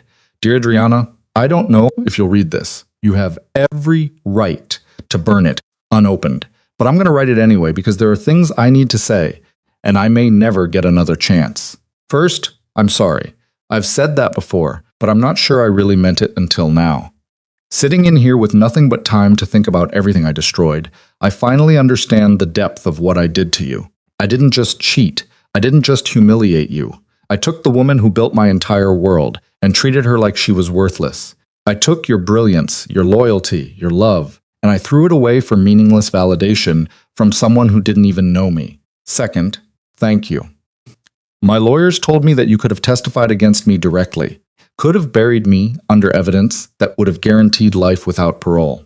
Instead, you took a plea deal that gave me a chance, however small, eventually getting out. I don't know if you did that for me or for Elena, but either way, I'm grateful. Third, I want you to know that I see you now. Really see you in a way I was too arrogant to do before. You were never the woman behind my throne. You were the throne itself, and I was just a figurehead sitting on something you built. Everything I thought I'd accomplished was really your accomplishment. Every success was your success, and I was too stupid and self-absorbed to recognize that until I'd lost it all. My mother came to see me last month. She told me about meeting Elena. She said our daughter is beautiful and already showing signs of your strength. I'm glad she'll grow up with you as her example instead of me. You'll teach her to be brilliant and fierce and completely uncompromising in her own worth. I would have taught her to take power without earning it, to mistake control for respect. I don't expect forgiveness. I don't even think I deserve it. But I want you to know that you were right about everything. You were right to leave. You were right to take back what was yours. You were right to protect yourself and our daughter from the wreckage I created. And you were right that I never really understood what love meant. I thought love was possession, control, having someone beautiful and brilliant reflect my own supposed greatness. But real love, the kind you tried to teach me, is about making each other bigger. It's about being proud of your partner's success instead of threatened by it. It's about building something together where both people are essential and valued. I know that now. I understand it now, and I hate myself for learning it too late. If Elena ever asks about me, please tell her the truth. Tell her that her father was a man who had everything and threw it away because he confused power with worth. Tell her that he spent the rest of his life regretting that mistake and trying to do better, even from prison. Tell her that the best thing he ever did was help create her, and the worst thing he ever did was lose her mother. And tell her that somewhere in a prison in upstate New York, there's a man who thinks about her every day and hopes she grows up to be exactly like you. I won't write again. This isn't the beginning of some redemption arc where I slowly win back your trust. I just needed you to know that I finally understand what I lost and that I'm sorry. Lucian. Adriana read the letter 3 times, then set it aside and looked at Elena playing on a blanket nearby, with the fierce concentration only babies could achieve. Her daughter grabbed a toy, examined it critically, and then threw it aside in favor of something more interesting. Adriana said quietly, "Your father wrote me a letter. He says he's sorry. He says he finally understands what he did wrong." Elena gurgled, unimpressed. "I don't know if I believe him, but I think maybe people can change. Not all the way, not into completely different people, but enough to recognize their mistakes and try to do better." She picked up her phone and called Mitchell. "I need you to arrange something for me. I want to take Elena to visit Lucien just once. Not for him, for her, so that someday when she asks if she ever met her father, I can tell her yes." Mitchell was quiet for a moment. "Are you sure about this?" "No, but I'm doing it anyway." The prison visit was scheduled for November 3rd, carefully arranged through the FBI and the Bureau of Prisons to ensure maximum security. Adriana drove upstate on a gray morning with Elena in her car seat, Agent Chen following in an unmarked car and her heart in her throat. The facility was exactly as bleak as she'd expected. Concrete walls, razor wire, guards with expressionless faces watching every movement. They processed her through multiple security checkpoints, each one more invasive than the last, before finally leading her to a small room with a table and 2 chairs. Lucien was brought in wearing prison khakis, his hands cuffed in front of him. He'd lost more weight, his face gaunt and shadowed with premature aging. But when he saw Elena in Adriana's arms, his expression transformed into something almost painful in its vulnerability. His voice rough. He said, "She's so big. I can't believe how much she's grown. 6 months old." Adriana sat down, settling Elena on her lap. The baby stared at Lucien with the solemn curiosity babies reserved for strangers. "She looks like you more than me. Thank goodness. She has your bone structure, your chin." Lucien laughed, but it came out broken. "Heaven help you if she inherited my temperament. I think she inherited mine. She's already extremely opinionated about what she does and doesn't want." They sat in awkward silence for a moment, the weight of everything between them making small talk feel absurd. Adriana said finally, "I got your letter. I meant every word. I know. That's what scares me." "Why?" "Because if you really understand what you did wrong, if you really see me now the way you should have all along, then it means we could have had something real. We could have been actual partners building something beautiful together. And instead, we got this."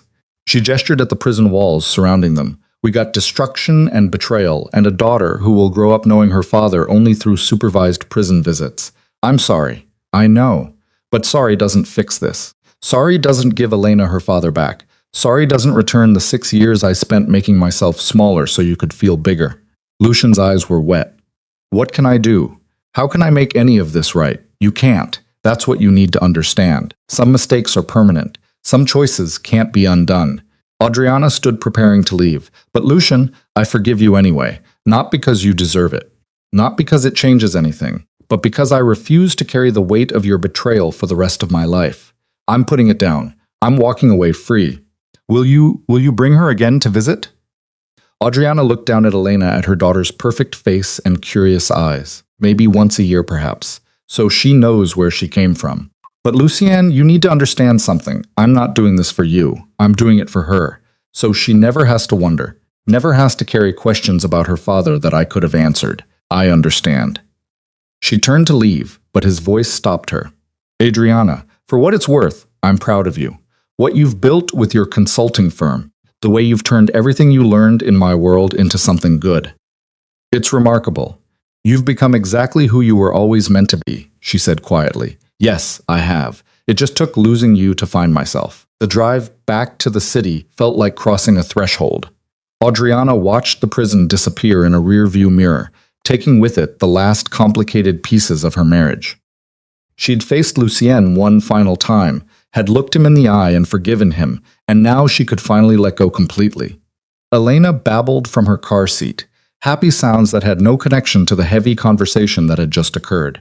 To her, it had been just another outing, another stranger making faces at her. She would never remember this day, would never know that she'd met her father in a prison visiting room. But someday, when she asked, Adriana would be able to tell her the truth. All of it, the good and the bad, the love and the betrayal, the way her father had been both villain and victim. And Elena could make her own choices about what that meant. Vale Consulting continued to grow. By the end of the year, Adriana had 23 employees, offices in New York and Chicago, and a reputation as the foremost expert in corporate anti-corruption compliance. She gave a TED Talk about financial crime prevention that went viral. She testified before Congress about regulatory gaps that allowed money. She wrote a book about her experiences that became an unexpected bestseller. And through it all, she raised Elena with the kind of fierce, protective love that came from knowing exactly how dangerous the world could be. On Elena's first birthday, Adriana threw a party at her apartment. Small, intimate, just close friends and trusted colleagues. Rebecca had baked a cake. Mitchell brought entirely too many presents.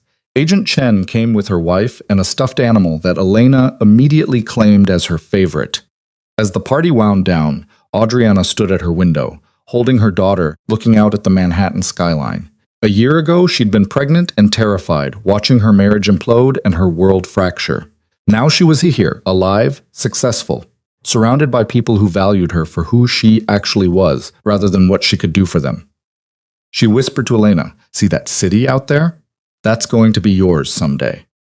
Not because you married someone powerful or inherited it from a family, but because you built something worth having with your own brilliance and strength." Elena yawned, unconcerned, with her mother's grand pronouncements about the future. "You're going to be amazing," Adriana continued. "You're going to be smart and fierce and absolutely uncompromising in your own worth. You're going to know that you don't need anyone to validate you or define you, or give you permission to be powerful." Mitchell appeared beside her, holding 2 glasses of wine, talking to her about world domination already. Never too early to start planning. He handed her a glass, and they stood together, watching the city lights flicker on as dusk settled over Manhattan. Mitchell said quietly, "You did it. You survived something that should have destroyed you, and you built something remarkable from the wreckage. I'm proud of you. Thank you for everything, for believing in me when I wasn't sure I believed in myself. Always." 2 years later, Adriana received word that Angelo Russo had died in prison, killed by a rival gang member in what was officially called a dispute over commissary access. The real reason, according to Agent Chen, was that Russo had continued trying to run his organization from behind bars, and his successors had decided they were better off without his interference. With Russo gone, the last major threat to Adriana's safety evaporated. She could finally stop looking over her shoulder, could finally relax the security protocols that had governed her life since leaving Lucien.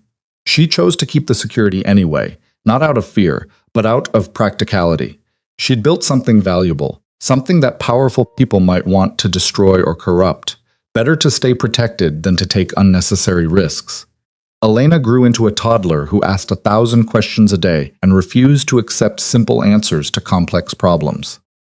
She was curious, fearless, and absolutely convinced that rules were negotiable if you argued your case effectively enough.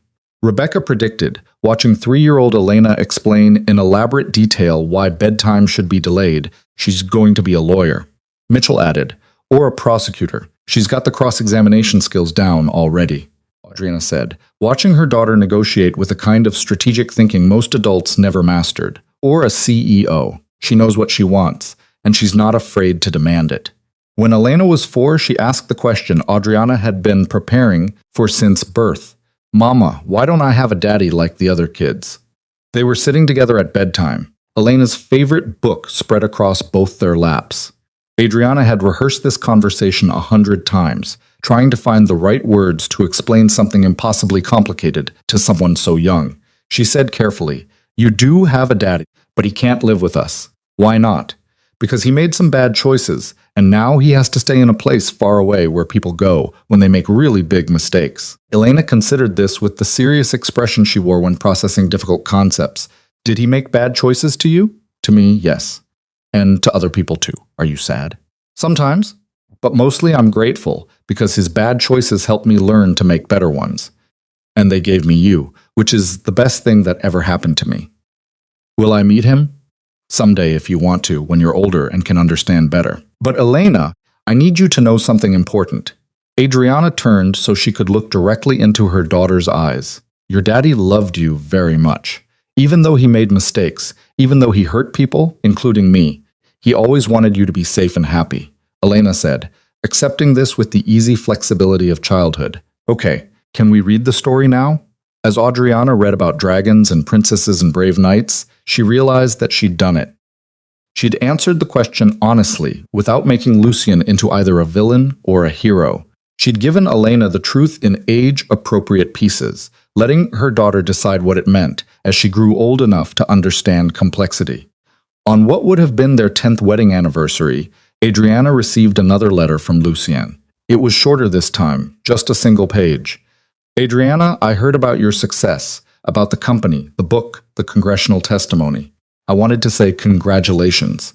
You've become exactly who I always knew you could be if you had the freedom to shine. I also heard about Russo.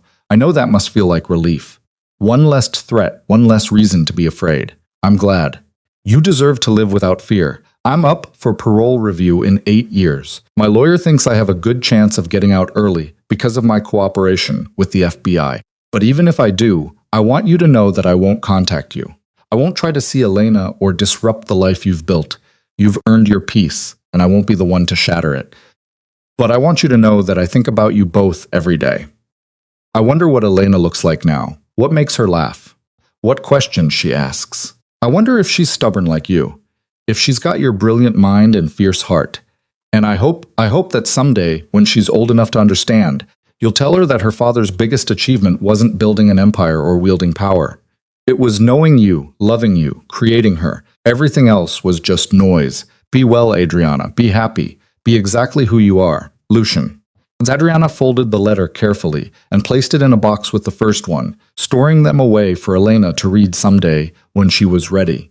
Then she went to find her daughter, who was building an elaborate tower out of blocks and narrating an epic story about the people who lived inside. Elena demanded, pattering over on small feet to grab Adriana's hand. Mama, come play. Okay, sweetheart, show me your tower. As she settled on the floor beside her daughter, helping to build walls and add decorative elements, Adriana realized that this was it. This was the life she'd fought for, the peace she'd earned through trials that would have broken someone less determined. She wasn't anyone's wife anymore, wasn't anyone's accessory or invisible support system. She was Adriana Vale, CEO, mother, survivor, expert in financial crime prevention, who turned her darkest experiences into a force for positive change. She was fully seen at last, not as the woman behind someone else's throne, but as the architect who'd built her own empire from nothing. And this time, no one could take it away from her, because she'd built it on a foundation of her own strength, her own intelligence, her own uncompromising worth. Elena knocked over part of the tower and immediately started rebuilding it, completely undaunted by the setback. It's okay, Mama. We just make it better. Adriana smiled, watching her daughter work with the kind of focused determination that promised great things in her future. Yes, baby, we make it better. That's exactly what we do.